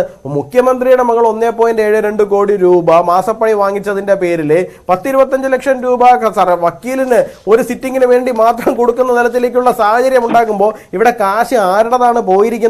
ഇതിനകത്ത് അദ്ദേഹം ബൽദേവ് നേരത്തെ പറയുന്നുണ്ട്, അദ്ദേഹം വളരെയധികം തെറ്റിദ്ധരിപ്പിക്കുന്നില്ല. ഇത് ക്രിമിനൽ അല്ല എന്നാണ് അദ്ദേഹം പറയുന്നത്. ഇത് ക്രിമിനൽ നടപടിയാണ്. മണി ലോണ്ടറിംഗ് എന്ന് പറയുന്നത് തീർച്ചയായിട്ടും ക്രിമിനൽ നടപടിയാണ്. ഇവിടെ നടന്നിരിക്കുന്നത് എല്ലാ അർത്ഥത്തിലും ക്രിമിനൽ ആക്ട് ആണ് ഇവിടെ നടന്നിരിക്കുന്നത്. മണി ലോണ്ടറിംഗ് ആണ് ഇവിടെ നടന്നിരിക്കുന്നത്. അപ്പൊ ഇതിനകത്ത് പൊതുജനങ്ങൾക്ക് താല്പര്യം ഉണ്ടാവില്ലേ? പൊതുജനങ്ങളുടെ വിഷയം തന്നെയല്ലേ ഇത്? പൊതുജനങ്ങൾക്ക് തന്നെയല്ലേ ഇവിടെ നഷ്ടം സംഭവിച്ചിരിക്കുന്നത്? ശരി വസന്ത്, ഈ കേന്ദ്ര ഏജൻസികളുടെ ഒരുപാട് അന്വേഷണത്തെക്കുറിച്ച് നമ്മൾ ഈ ഫ്ലോറിൽ ചർച്ച ചെയ്തിട്ടുണ്ട്. ഇപ്പോഴും കോൺഗ്രസ് വിശ്വസിക്കുന്നുണ്ടോ ഈ അന്വേഷണം ശരിയായ ദിശയിലാണ് എന്നുള്ളത്? കാരണം ഇതുവരെ ഉണ്ടാകാത്ത അന്വേഷണത്തെക്കാൾ കൂടുതൽ ഏതായാലും CPM ഈ വിഷയത്തെ ഭയക്കുന്നുണ്ട്, മുഖ്യമന്ത്രിയിലേക്ക് എത്തുന്നു എന്നുള്ളതുകൊണ്ടാണ് കോടതിയെ സമീപിച്ചത്. ആദ്യമൊക്കെ രണ്ട് കമ്പനികൾ തമ്മിലുള്ള വിഷയമാണ് എന്ന് പറഞ്ഞ് ലഘൂകരിക്കാൻ ശ്രമിച്ചെങ്കിലും അവസാനം അവർക്കും നിയമവഴിയിലേക്ക് ഗൗരവമായി തന്നെ പോകേണ്ടി വന്ന പശ്ചാത്തലം ഒരുങ്ങുന്നുണ്ട്. കോൺഗ്രസ് ഇപ്പോഴും വിശ്വസിക്കുന്നുണ്ടോ മുഖ്യമന്ത്രിയുടെ മകൾ ഈ വിഷയത്തിൽ കുടുങ്ങുമെന്ന്? അല്ല, ഇതിൽ രണ്ട് സാധ്യതകളാണ് ശ്രീ രഞ്ജിത്ത് ഉള്ളത്. ഒന്ന്, ഇപ്പോൾ നമ്മൾ മറ്റുള്ള സംസ്ഥാനങ്ങളിൽ കാണുന്ന പോലെ ഒരു കുക്കഡ് ഡാറ്റയുമായി ഇവിടുത്തെ സർക്കാരിനെ വേട്ടയാടുന്ന രീതിയൊന്നും കേന്ദ്ര ഏജൻസികൾ കേരളത്തിൽ കാണിക്കുന്നില്ല. മറ്റുള്ള സംസ്ഥാനങ്ങളിൽ അവർ പെട്ടെന്ന് ഒരു ഡാറ്റ ക്രിയേറ്റ് ചെയ്യുന്നു, ആ ഡാറ്റയുടെ പുറത്ത് പെട്ടെന്ന് ഒരു അന്വേഷണം പ്രഖ്യാപിക്കുന്നു, മതിൽ ചാടിക്കടക്കുന്നു, പ്രതിപക്ഷ നേതാക്കളുടെ എല്ലാം വീടുകളിലേക്ക് റെയ്ഡുമായി എത്തുന്നു. പക്ഷെ കേരളത്തിൽ അതില്ല. കേരളത്തിൽ ആവശ്യത്തിലേറെ തെളിവുകൾ ഉള്ള കേസുകൾ നിലനിൽക്കുമ്പോൾ പോലും അതിനോടെല്ലാം വലിയൊരു വിമുഖതയാണ് കേന്ദ്ര ഏജൻസികൾ സാധാരണ കാണിച്ചു വന്നത്. നമുക്ക് നോക്കൂ, ഇപ്പൊ തൃശ്ശൂര് സംസ്ഥാനത്തെ സഹകരണ വകുപ്പിന്റെ മന്ത്രിയായിരുന്ന ആൾ തന്നെ സഹകരണ ബാങ്കിൽ കൊള്ള നടത്തുന്നു 500 കോടി രൂപയുടെ. സഹകരണ വകുപ്പിന്റെ മന്ത്രി തന്നെ സഹകരണ ബാങ്കിൽ കൊള്ളയുടെ ആരോപണ വിധേയനാവുന്നു. എവിടെയായിരുന്നു കേന്ദ്ര ഏജൻസികൾ? പെട്ടെന്ന് എത്തുന്നു, അദ്ദേഹത്തെ അറസ്റ്റ് ചെയ്യുന്നു എന്നുള്ള അവസ്ഥ വരെ എത്തുന്നതിന്റെ പിറ്റേ ദിവസം കേന്ദ്ര ഏജൻസികൾ ഇവിടെ നിന്ന് ഡൽഹിക്ക് ഫ്ലൈറ്റ് കയറി. അപ്പോൾ ഇതിൻ്റെ അകത്തും അങ്ങനെ ഉണ്ടാകുമോ എന്നുള്ളൊരു സംശയം നമുക്ക് നിൽക്കുന്നുണ്ട് എന്നുള്ളത് യാഥാർത്ഥ്യമാണ്. പക്ഷെ എങ്കിൽ പോലും SFIയുടെ അന്വേഷണം അവസാനം ഇതിലെ തെറ്റുകാരിലേക്ക് തന്നെ, വീണ വിജയനിലേക്ക് തന്നെ എത്തപ്പെടും എന്നാണ് നമ്മൾ ഒരു പൊതുജനം പ്രതീക്ഷിക്കുന്നത്. ഇപ്പൊ എന്താണ് CPMന്റെ വാദം? CPMന്റെ എല്ലാ ചർച്ചകളിലെയും വാദം ഇതെന്തോ SFI പണ്ട് വ്യാജ സർട്ടിഫിക്കറ്റുമായി ബന്ധപ്പെട്ട ഒരു ആരോപണം വന്നപ്പോൾ അവരവരുടെ ഇന്റേണൽ ഓർഗനൈസേഷനിൽ ഒരു കമ്മിറ്റി വെച്ച്, നമ്മുടെ ഈ ഷോ 4 മണിക്ക് ഷോ നടത്തിയ ഷോ ഒരു കമ്മിറ്റിയെ വെച്ച് അന്വേഷിച്ച പോലെ എന്തോ ഒരു അന്വേഷണമാണ് ഇത്, SFIയുടെ അന്വേഷണമാണ് എന്നുള്ളതാണ് ഇവർ വിചാരിച്ചിരിക്കുന്നത്. This is serious fraud investigation ഓഫീസാണ്. വളരെ ഗുരുതരമായ സാമ്പത്തിക ക്രമക്കേട് നടന്നിട്ടുള്ള കേസുകളിൽ മാത്രം എത്തുന്ന ഒരു ഏജൻസി, അങ്ങനെയുള്ള ഒരു ഏജൻസി അന്വേഷണവുമായി എത്തുമ്പോൾ എന്തിനാണ് ഇവർ ഇത്രമാത്രം ഭയപ്പെടുന്നത്? ഇവരുടെ ഭാഗത്ത് തെറ്റുകളില്ലെങ്കിൽ എന്തൊക്കെ വാദങ്ങളാണ് എക്സാലോജിക്കുമായി ബന്ധപ്പെട്ട് ആരോപണം വന്ന നാൾ തൊട്ട് ഇവർ പറഞ്ഞുകൊണ്ടിരിക്കുന്നത്? ശ്രീ രഞ്ജിത്ത്, പേര് എക്സാലോജിക് എന്നാണെങ്കിലും ഈ ആരോപണം ഉയർന്ന കാലം തൊട്ട് ഇതാ ഇന്ന് വരെ ഇവർ ഉയർത്തുന്ന വാദങ്ങൾ എന്നുള്ള അവിടെ നിൽക്കട്ടെ, ഇവർ ഉയർത്തിവിടുന്ന ക്യാപ്സ്യൂളുകൾക്ക് യാതൊരു ലോജിക്കുമില്ല ഉള്ള യാഥാർത്ഥ്യം. AK ബാലൻ ഏറ്റവും ആദ്യം എന്താണ് പറഞ്ഞത്? നിങ്ങൾക്ക് അത് വെളിയിൽ പറയാൻ പറ്റുന്ന സേവനങ്ങളല്ല, ഒരു IT കമ്പനി മറ്റൊരു കമ്പനിക്ക് കൊടുത്ത സേവനങ്ങൾ വെളിയിൽ പറയാനേ പാടില്ല. പേപ്പർ കമ്പനി വെളിയിൽ കൊടുക്കാൻ പാടില്ല. എന്റെ കൂടെ ചർച്ചയിലിരുന്ന്, എനിക്ക് മറ്റൊരു ചാനലിൽ ചർച്ചയിലിരുന്നപ്പോ അരുൺകുമാർ, ഇവരുടെ ഡിവൈഎഫ്ഐയുടെ നേതാവാണ്, അദ്ദേഹം പറഞ്ഞത് നിങ്ങൾക്കറിയാം ഇത് എക്സാലോജിക്ക് വെറുതെ ഒന്നും അല്ല കേട്ടോ, 1.72 കോടി രൂപ വിശദീകരണമൊക്കെ നിർത്തി. ഇപ്പം പാർട്ടി ആരെയും ഈ വിഷയത്തിൽ വിശദീകരിക്കാൻ വിടുന്നില്ല. അരുൺകുമാറിനെ ഒന്നും ഈ ചർച്ചയിൽ പ്രതീക്ഷിക്കണ്ട. അല്ലല്ല, ഇപ്പോഴത്തെ കാര്യമല്ല പറഞ്ഞത്, ഞാൻ പറഞ്ഞത് നേരത്തെ ഈ ആരോപണം ഉന്നയിച്ച സമയത്ത്, അതായത് ഇന്റർം സെറ്റിൽമെന്റ് ബോർഡിന്റെ വിധി വന്ന സമയത്തെ കാര്യമാണ് ഞാൻ പറഞ്ഞത്. അന്ന് പറഞ്ഞത്, അദ്ദേഹം പറഞ്ഞത് MS ഓഫീസ് പോലുള്ള ഓഫീസൊക്കെയാണ് കൊടുത്തത്. തിരുവനന്തപുരത്ത് MS ഓഫീസ് പോലൊരു ഓഫീസ് മേടിക്കണമെങ്കിൽ എത്ര രൂപ ചെലവാകും, 1.72 കൊടുത്താൽ മതിയോ എന്നുള്ള രീതിയിലുള്ള വാദങ്ങളാണ് ഇവർ ഉയർത്തുന്നത്. സീസറിന്റെ ഭാര്യ മാത്രമല്ല, സീസറിന്റെ മകളും സംശുദ്ധിയായിരിക്കണം എന്നുള്ളതാണ് കോൺഗ്രസ് നിലപാട്. ഇത് വളരെ കൃത്യമല്ലേ? പേപ്പർ കമ്പനി, ഈ കമ്പനി ഇന്ന് നിലവിലുണ്ടോ? ഇപ്പൊ കമ്പനി കർണാടക ഹൈക്കോടതിയെ സമീപിക്കുന്നു എന്ന് പറയുന്നു. ആ കമ്പനിയുടെ വെബ്സൈറ്റ് പോലും നിലവിലില്ല. അതുപോലും പണ്ടേ ആറ്റിൽ പറത്തി കളഞ്ഞവരാണ് ഇവർ. അങ്ങനെ നിലവിലില്ലാത്തൊരു കമ്പനി ഇതാ ഹൈക്കോടതിയെ സമീപിക്കാൻ പോകുന്നു. ഹൈക്കോടതിയിൽ പോയി അവർ പറയുന്നത് ഈ അന്വേഷണം നിർത്തിവെക്കണം എന്നുള്ളതാണ്. സ്വാഭാവികമായും SFIO അന്വേഷണം പ്രഖ്യാപിക്കുന്നതിന് തൊട്ട് മുമ്പ് ഇവർക്ക് നോട്ടീസ് കൊടുത്തിട്ടുണ്ടാവും എന്ന് തന്നെയാണ് ഞാൻ പ്രതീക്ഷിക്കുന്നത്. അത് തന്നെയാണ് പ്രൊസീജിയർ. ആ നോട്ടീസ് കൊടുക്കുമ്പോൾ അതാ നോക്കൂ, ഞങ്ങൾ നിങ്ങൾക്കെതിരെ ഇന്ന അന്വേഷണം ആരംഭിക്കാൻ പോകുന്നു, നിങ്ങളുടെ ഭാഗം എന്താണ്? അത് പറഞ്ഞിട്ടുണ്ടോ? പറഞ്ഞിട്ടില്ല. 2, ചരിത്രത്തിൽ എന്താണ് CPIM അവരുടെ അവൈലബിൾ സെക്രട്ടേറിയറ്റ് വിളിച്ചുകൂട്ടി ഒരു SFIയുടെ യൂണിറ്റ് കമ്മിറ്റി മെമ്പർ പോലും അല്ലാത്ത ആളെ ന്യായീകരിച്ചത്? നേരത്തെ ശ്രീ രഞ്ജിത്ത് രാമചന്ദ്രൻ ചോദിച്ചു, ഇന്ന് ഈ പറയുന്ന എന്താണ് യൂണിറ്റ് ഘടകങ്ങളിലേക്ക് ഇവരുടെ ന്യായവാദം വിടുന്നുണ്ട്. ആ ന്യായവാദം പൊക്കട്ടെ, ആ ക്യാപ്സ്യൂൾ പൊക്കട്ടെ. കാര്യം മുഖ്യമന്ത്രിക്ക് നേരെ വരുന്നു, സൂര്യനെ തൊടാൻ വരുമ്പോൾ നമ്മളെല്ലാവരും ശക്തരായിരിക്കണം, സൂര്യന് എണ്ണ പകർന്നു കൊടുക്കണം, സൂര്യൻ കേന്ദ്ര ഏജൻസികളെ ചാമ്പലാക്കുന്നത് കാണുമ്പോൾ നമ്മൾ കൈയടിക്കണം എന്നൊക്കെ പറയാം, നല്ല കാര്യം. പക്ഷേ ഈ ഇന്ററിം സെറ്റിൽമെന്റ് ബോഡിയുടെ വിധി വന്ന അന്ന് അവൈലബിൾ സെക്രട്ടേറിയറ്റ് തിരുവനന്തപുരത്ത് വിളിച്ചു ചേർത്തു. കോടിയേരിയുടെ മകനില്ലാത്ത VS അച്യുതാനന്ദന്റെ മകൻ അരുൺകുമാറിനെതിരെ ആരോപണം വന്നപ്പോ M സ്വരാജ് ആലപ്പുഴ സമ്മേളനത്തിൽ വെച്ച് VS അച്യുതാനന്ദന് ക്യാപിറ്റൽ പണിഷ്മെന്റ് കൊടുക്കണം എന്ന് പറഞ്ഞ കാലത്തില്ലാത്ത, നായനാറുടെ മക്കൾക്കില്ലാത്ത എന്ത് സംരക്ഷണമാണ് വീണാ വിജയന് കിട്ടുന്നത്? അത് കിട്ടുന്നതിന്റെ പ്രത്യേകത, ഇതൊരു കുടുംബമാണ്. അത് ഞാൻ എല്ലാ ചർച്ചയിലും പറയുന്നത്. അതിന്റെ മറുപടി ശ്രീ അഡ്വക്കേറ്റ് ബലദേവ് പറഞ്ഞോളട്ടെ. അങ്ങനെ ഒരു ആക്ഷേപം ഉന്നയിച്ചത് ഏത് ഘടകത്തിലാണ് അംഗം വീണാ വിജയൻ CPMന്റെ എന്ന ചോദ്യമാണ് വി മുരളീധരൻ ഉന്നയിച്ചത്. ഒപ്പം ഈ സംരക്ഷണം നൽകുന്ന കാര്യത്തിലുള്ള വ്യത്യാസം അത് ബോധ്യപ്പെടുന്നതാണോ ശ്രീ ബലദേവ്? മയക്കുമരുന്ന് കേസിൽപ്പെട്ട ഒരാളായതുകൊണ്ട് കോടിയേരി ബാലകൃഷ്ണൻ സംസ്ഥാന സെക്രട്ടറി സ്ഥാനം രാജിവെക്കുന്നു, പാർട്ടി ഡിഫെൻഡ് ചെയ്യുന്നില്ല. ഇവിടെ വീണാ വിജയനുമായി ബന്ധപ്പെട്ട വിഷയം വരുമ്പോൾ അവർ നടത്തിയ കമ്പനിയിലുണ്ടായ പ്രശ്നങ്ങളാണ്. അത് പാർട്ടി ഇങ്ങനെ അന്തം വിട്ട് ബോധ്യപ്പെടുത്തേണ്ട കാര്യം എന്താണ് അണികളെ? ഈ വിഷയങ്ങളെല്ലാം എൻ്റെ ഡിഫറൻ്റ് അല്ലേ? കാരണം അന്ന് കോടിയേരി ബാലകൃഷ്ണന്റെ മകനെതിരെ പോലീസ് കേസ് രജിസ്റ്റർ ചെയ്തിരുന്നു. ആ കേസ് രജിസ്റ്റർ ചെയ്തതിനു ശേഷമാണ് കോടിയേരി ബാലകൃഷ്ണൻ രാജിവെക്കുന്നത്, അതിന് മുമ്പല്ല. ഇവിടെ അതുപോലെ തന്നെ ഇവിടെ പിന്നെ പറയുന്നല്ല എന്താണ്, മകൻ കൊലപാതകം ചെയ്താൽ അച്ഛനെ അതിനകത്ത് ശിക്ഷിക്കേണ്ട കാര്യമൊന്നുമില്ല. ഒരുപക്ഷെ വീണാ വിജയന് തെറ്റ് ചെയ്തിട്ടുണ്ടെങ്കിൽ പോലും നിയമപരമായി സുപ്രീം കോടതിയിൽ ശ്രീ എം ആർ അഭിലാഷൊക്കെ ഇവിടെ ഇരിപ്പുണ്ട്. ഞാനൊരു തെറ്റ് ചെയ്താൽ എന്ത് തെറ്റ് തന്നെ ആയിരുന്നാലും അത് എന്റെ അച്ഛനെ കൂടെ അതിനകത്ത് പ്രതിയാക്കാൻ ഇന്ത്യൻ ശിക്ഷാ നിയമത്തിലും CRPCയിലും ഒന്നും യാതൊരു വിധമായ പ്രൊവിഷനും ഇല്ല. ഒരുപക്ഷെ വീട് തെറ്റ് ചെയ്തിട്ടുണ്ട്. അതിനകത്ത് വേറൊരു കാര്യമുണ്ട്. ഈ CMRLന്റെ വാർഷിക ദൈനംദിന പ്രവർത്തനം ഈ റിപ്പോർട്ട് പുറത്തു വന്നിരുന്നു. ഇന്ന് മനോരമ റിപ്പോർട്ട് ചെയ്തിട്ടുണ്ട്. അതിൽ KSIDCയുടെ വാദം, ഈ CMRL ഡയറക്ടർ ഇതുമായി ബന്ധപ്പെട്ട് KSIDC ഡയറക്ടർ CMRLന്റെ ദൈനംദിന കാര്യങ്ങൾ ഇടപെടാറില്ല.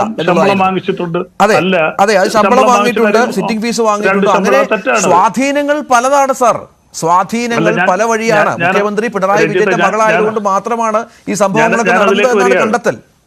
ഞാൻ അതിലേക്ക് വരികയാണ്. കാര്യം നമുക്കുണ്ടാകുന്ന കോർപ്പറേഷൻ ബോർഡുകളിലും ഒക്കെ ഗവൺമെന്റ് പ്രതിനിധികൾ മെമ്പറായിട്ടുണ്ട്. ഞാൻ ഏറ്റവും വലിയ വെൽഫെയർ ബോർഡിന്റെ ചെയർമാനായിട്ടിരുന്ന ആളാണ്. അവിടെ 3 ഗവൺമെന്റ് പ്രതിനിധികൾ അഡീഷണൽ സെക്രട്ടറിമാർ ആ ബോർഡിൽ അംഗങ്ങളായിരുന്നു. അവർക്ക് നമ്മൾ കൊടുക്കുന്നത് TND മാത്രമാണ്, അല്ലാതെ അവർക്ക് ശമ്പളം ഒന്നും കൊടുക്കാറില്ല. ഇത് കൊടുത്തിട്ടുണ്ടെങ്കിൽ അത് വലിയ തെറ്റാണ്. അങ്ങനെ പ്രൊവിഷൻ ഇല്ല. കാര്യം അവർക്ക് ശമ്പളം കൊടുക്കുന്ന ഗവൺമെന്റാണ്. ഇതിനകത്ത് ഫിനാൻസിൽ നിന്നും ലായിൽ നിന്നൊക്കെ വരെ മെമ്പർമാരെ വലിയ കോർപ്പറേഷനിലേക്കൊക്കെ വിടും. ഞാനിരുന്ന് 6 വർഷം ഇരുന്നാണ് അവിടെ വിട്ടിട്ടുണ്ട്. അവിടെ നമ്മൾ കൊടുക്കുന്ന ആകെ സിറ്റിംഗ് ഫീസും കൊടുക്കും, TND അല്ല മറ്റൊന്നും കൊടുക്കാറില്ല.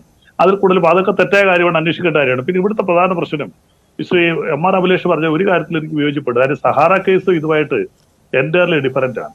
സഹാറ കേസിനകത്ത് സെബിയുടെ അന്വേഷണം വന്നത് 2 കാര്യങ്ങളാണ്. ഒന്ന്, സഹാറ ഇന്ത്യ റിയൽ എസ്റ്റേറ്റ് കോർപ്പറേഷനും സഹാറ ഹൗസിംഗ് ഇൻവെസ്റ്റ്മെന്റ് കോർപ്പറേഷനും കൂടെ ചേർന്ന് 3 കോടി ആൾക്കാരിൽ നിന്ന് ഓപ്ഷണലി ഫുള്ളി കൺവേർട്ടബിൾ ബോൺസ് എന്ന പേരിൽ 15% ഇൻട്രസ്റ്റ് പറഞ്ഞുകൊണ്ട് 24,995 കോടി രൂപ അവര് പിരിച്ചെടുത്തു.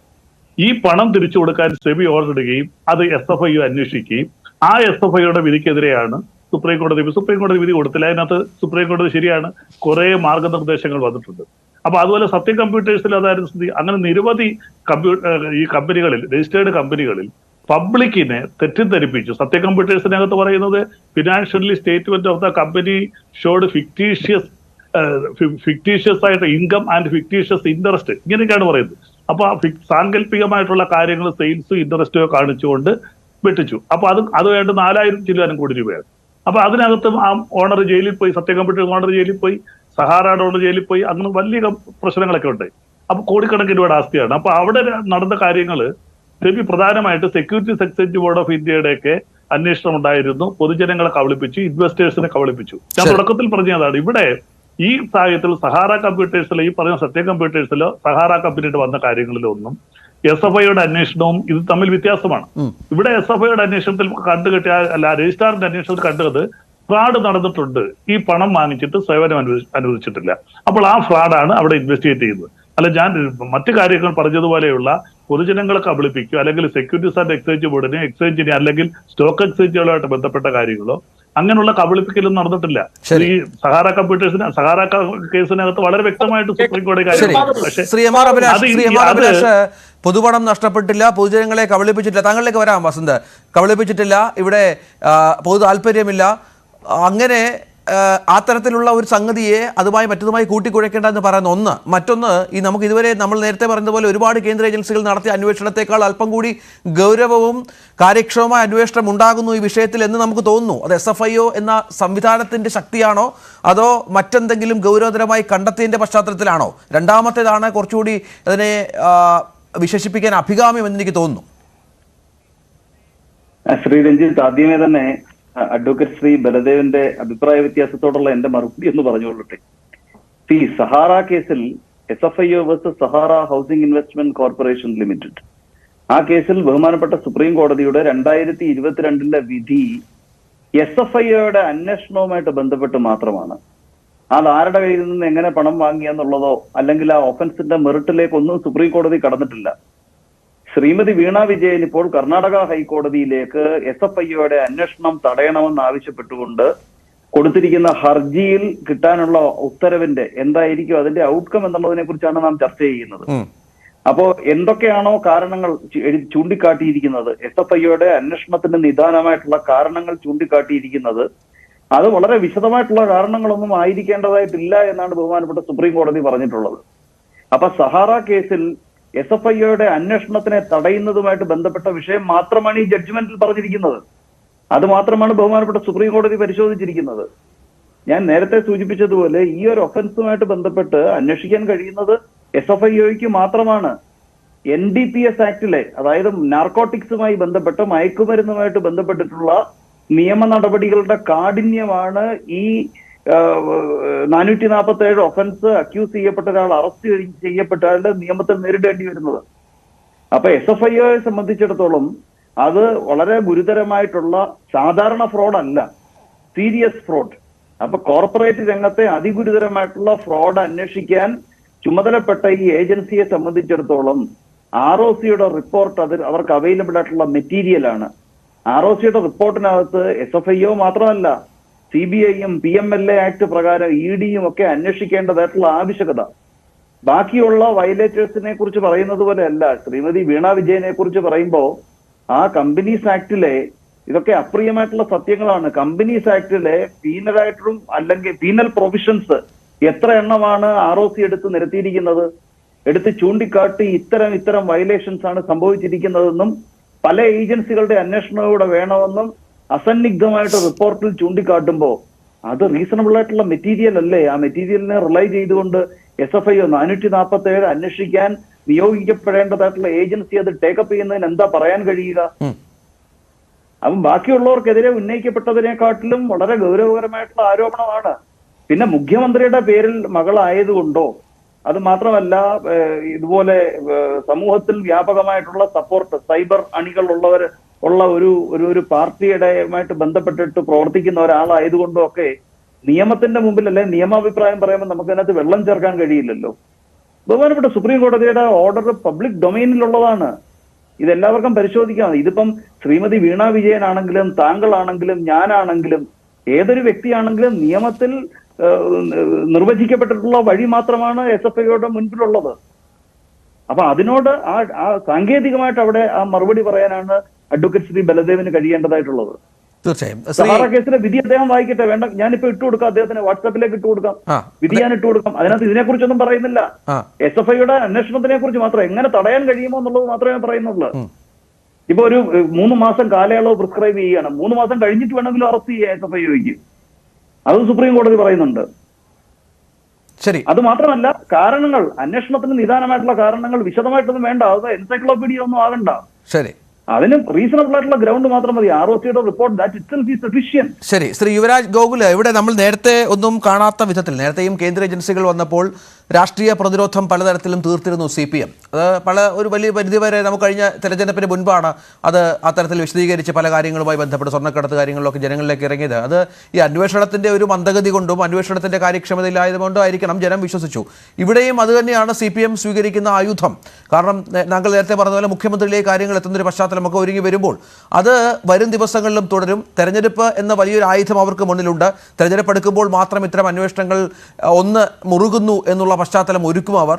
സ്വാഭാവികമാണ്. ഇനി ദിവസങ്ങൾ മാത്രമാണ് തെരഞ്ഞെടുപ്പിന് ബാക്കിയുള്ളത്. വരും ദിവസങ്ങളിലും ആ പ്രതിരോധം ഉണ്ടാകാം. BJP അതിനെ രാഷ്ട്രീയമായി നേരിടുന്നുമുണ്ട്.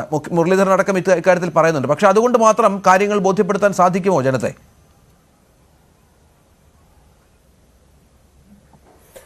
രഞ്ജിത്തെ, ഒരു കാര്യം, ഇന്ത്യയിൽ എപ്പോഴാണ് തിരഞ്ഞെടുപ്പ് ഇല്ലാത്തൊരു വർഷം എപ്പോഴാണുള്ളത്? കേരളത്തിലേക്ക് വന്നു കഴിഞ്ഞാൽ 3 വർഷം കണ്ടിന്യൂസ്ലി തിരഞ്ഞെടുപ്പ് വരുന്ന സാഹചര്യമാണ് എല്ലാ കാലഘട്ടത്തിലും ഉള്ളത്. 2019, 2020, 2021 തിരഞ്ഞെടുപ്പാണ്.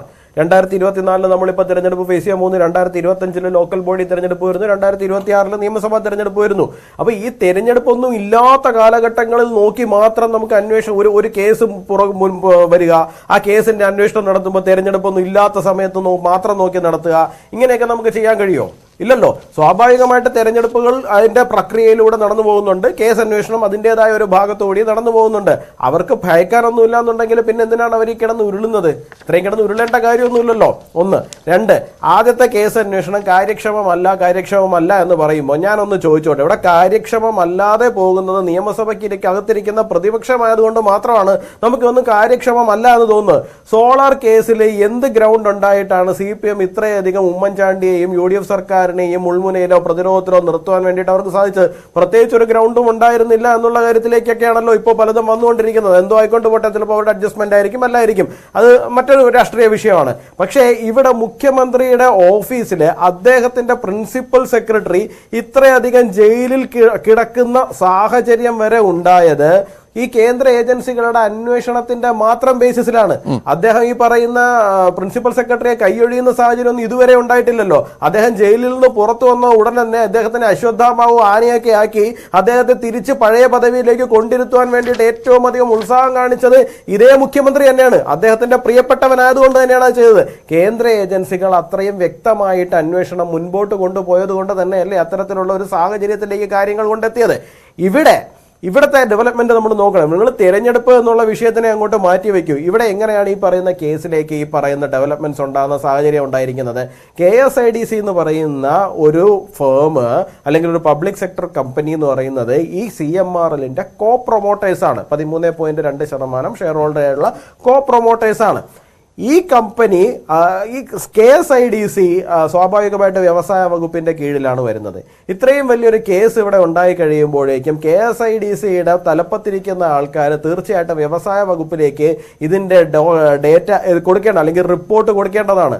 അവിടെ നിന്ന് വളരെ ക്രിട്ടിക്കലായിട്ടുള്ള ഒരു നടപടി തിരിച്ച് താഴേക്ക് വരേണ്ടതാണ്.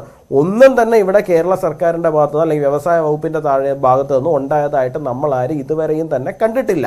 2 എന്ന് പറയുന്നത് ഷോൺ ജോർജ് BJP ചേർന്നത് കഴിഞ്ഞ മാസം മാത്രമാണല്ലോ.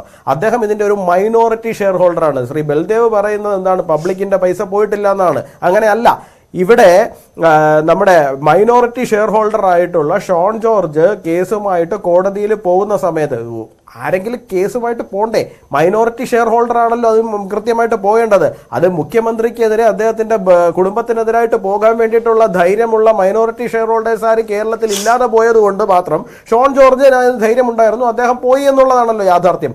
അതിനെ തുടർന്നിട്ടല്ലേ ഈ അന്വേഷണങ്ങൾ ഉണ്ടാകുന്നത്. ആ അന്വേഷണം കൃത്യമായ ട്രാക്കിൽ തന്നെ മുമ്പോട്ട് പോകുന്നത് കൊണ്ടാണല്ലോ KSIDC കേസുമായിട്ട് ഹൈക്കോടതിയിൽ പോകുന്നതും വീണ വിജയൻ കേസുമായിട്ട് ബാംഗ്ലൂർ ഹൈക്കോടതിയിൽ പോകുന്ന സാഹചര്യവും ഒക്കെ ഉണ്ടായിരിക്കുന്നത്. അപ്പൊ കേന്ദ്ര അന്വേഷണ ഏജൻസികളുടെ ഭാഗത്ത് നിന്ന് രാഷ്ട്രീയപരമായ വൈരാഗ്യത്തോടു കൂടി ആർക്കെതിരെയിട്ടും യാതൊരു നടപടികളും ഉണ്ടാകുന്നില്ല എന്നുള്ളത് ഒരു വശത്ത് നിൽക്കുകയാണ്. രണ്ടാമത് അവരുടെ നടപടികളിൽ കൃത്യമായിട്ട് മുമ്പോട്ട് പോകുന്നത് കൊണ്ട് തന്നെയാണ് ഇവിടെ നമ്മൾ ഇന്ന് ഈ കണ്ടുകൊണ്ടിരിക്കുന്ന കയ്യും കാലും ഇട്ടടിയൊക്കെ കണ്ടുകൊണ്ടിരിക്കുന്നത്. പൊളിറ്റിക്കലി CPM വളരെയധികം ബാക്ക് ഫൂട്ടിൽ നിൽക്കുകയാണ്. അത് അവരുടെ സ്വയം കൃതാനർത്ഥമാണ്, അല്ലാണ്ട് ആരെങ്കിലും അവരോട് പൊളിറ്റിക്കൽ വെണ്ടറ്റ എടുക്കാൻ നോക്കുന്നത് കൊണ്ടല്ല. മുഖ്യമന്ത്രിക്ക് ഒരല്പമെങ്കിലും നാണമോ മാനമോ ഉണ്ടെന്നുണ്ടെങ്കിൽ അദ്ദേഹം ഇവിടെ നിന്ന് രാജിവെച്ചൊഴിയേണ്ട സമയം എന്നോ അതിക്രമിച്ചു കഴിഞ്ഞതാണ്. ശരി, ഈ ശ്രീ ആനന്ദ് കൊച്ചുകുടി, നമുക്കിവിടെ യുവരാജ് ചൂണ്ടിക്കാട്ടിയ രണ്ട് പ്രധാനപ്പെട്ട പോയിന്റ് ഉണ്ട്. ഒന്ന്, സോളാർ കേസ് വന്നപ്പോൾ അത് പിന്നീട് പല കാര്യങ്ങളും അടിസ്ഥാനമില്ലാതെ തെളിഞ്ഞു. അന്ന് പ്രതിപക്ഷം ഉയർത്തിയ ഒരു പ്രതിരോധമുണ്ട്. അത് എന്താണ് അടുത്ത തെരഞ്ഞെടുപ്പിൽ അത് സംഭവിച്ചത്? ആ മന്ത്രിസഭയെ എത്ര ആടി ഉലച്ചു എന്ന് നമ്മൾ കണ്ടതാണ്. രണ്ടാമത്തെ കാര്യം, ഈ കേസ് കൊടുക്കുമെന്നും അന്വേഷണം ഈ വിഷയത്തിൽ ആവശ്യപ്പെടുമെന്നും ഒക്കെ പറഞ്ഞ പ്രതിപക്ഷം കോൺഗ്രസ് നേതാക്കളെ ഒന്നും ഇപ്പോൾ ആ വഴി കാണുന്നില്ല. അവർ ആ പണി നിർത്തിവെച്ച മട്ടാണ്. കാരണം ഷോൺ ജോർജ് എന്ന് പറയുന്ന ഒരാൾ മാത്രമാണ് ഇപ്പോൾ കേസുമായി മുന്നോട്ട് പോകുന്നത്. അപ്പോൾ അങ്ങനെ ഒരു പ്രതിപക്ഷമാണ് കേരളത്തിലുള്ളത്. അതുകൂടി ബലമാകുന്നുണ്ടോ, അല്ലെങ്കിൽ ആയുധമാകുന്നുണ്ടോ CPM-നും മുഖ്യമന്ത്രിക്കുമൊക്കെ ഈ വിഷയത്തിൽ?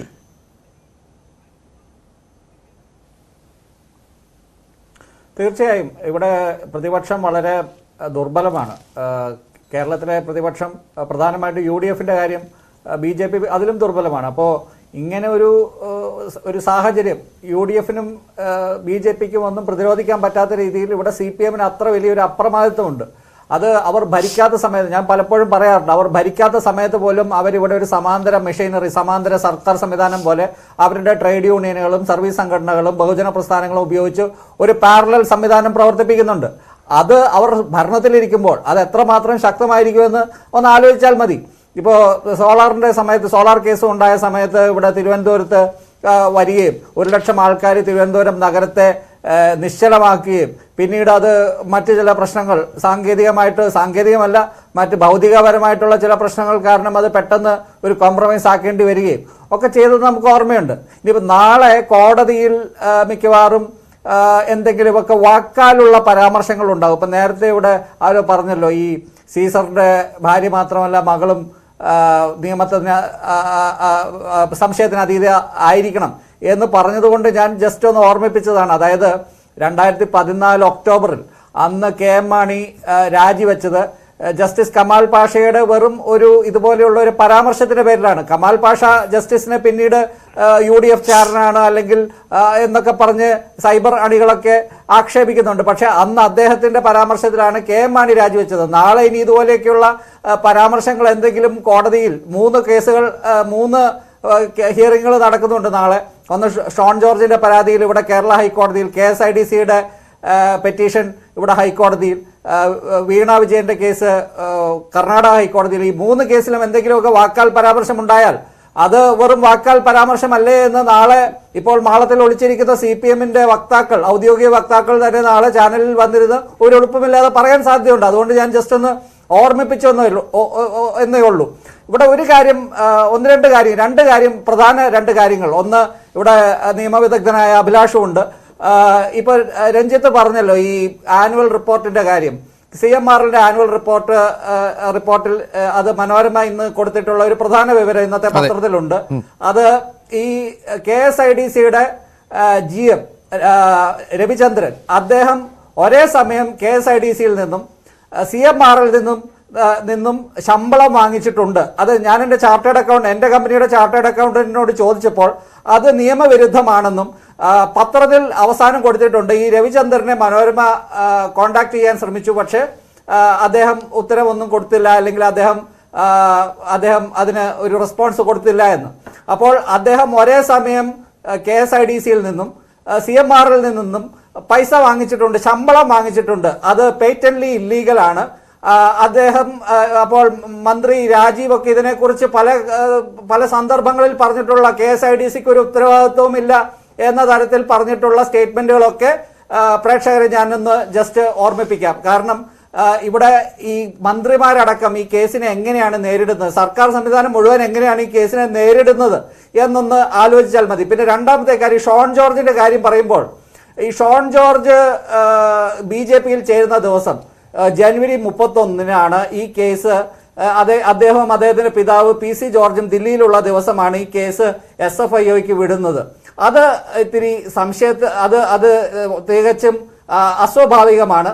അതിനെക്കുറിച്ച് ഷോൺ ജോർജോ അല്ലെങ്കിൽ BJP-യുടെ ഈ അന്വേഷണങ്ങൾ കേരളത്തിൽ പലതും ലൈഫ് മിഷൻ കേസിൽ മുഖ്യമന്ത്രി ചെയർമാനായിട്ടുള്ള ലൈഫ് മിഷൻ കേസിൽ അദ്ദേഹത്തിനെ ചോദ്യം ചെയ്തിട്ട് പോലും ഇല്ലാത്ത ഒരു സാഹചര്യത്തിൽ ഇവിടെ BJP-ക്ക് പല കാര്യങ്ങളും ഉത്തരം പറയേണ്ടി വരും. എന്തുകൊണ്ടാണ് അന്ന് പിറ്റേ ദിവസം ബജറ്റ് അവതരിപ്പിക്കാൻ തിരക്കുള്ള നിർമ്മലാ സീതാരാമന്റെ കേന്ദ്ര കമ്പനികാര്യ വകുപ്പ് അന്ന് ഈ SFIO അന്വേഷണം ഉത്തരവിടുന്നത് എന്ന് തുടങ്ങിയ ചോദ്യങ്ങളും ഇവിടെ പ്രേക്ഷകർക്ക് മുന്നിലേക്ക് ഞാൻ വെക്കുന്നു. ശരി, ശ്രീ വസന്ത് തെങ്കുംപള്ളി, അതാണ് ഈ ഡിഫൻസ് എന്ന് പറഞ്ഞാൽ വല്ലാത്ത ഡിഫൻസാണ്. മന്ത്രിമാരെല്ലാം ഇറങ്ങുന്നു, CPM-ന്റെ പ്രധാനപ്പെട്ട നേതാക്കളൊക്കെ വീണാ വിജയനെ ഡിഫെൻഡ് ചെയ്യാൻ ഇറങ്ങുന്നു, പാർട്ടി സംവിധാനങ്ങൾ ഒട്ടാകെ വിശദീകരണം നടത്തുന്നു. പക്ഷേ നിങ്ങൾക്കൊരു ആയുധം കയ്യിൽ, ഒന്നല്ല എത്രയോ ആയുധങ്ങൾ കയ്യിൽ കിട്ടിയിട്ടും അതെങ്ങനെ ഉപയോഗപ്പെടുത്തുന്നു എന്നുള്ളത് പ്രധാനമാണല്ലോ.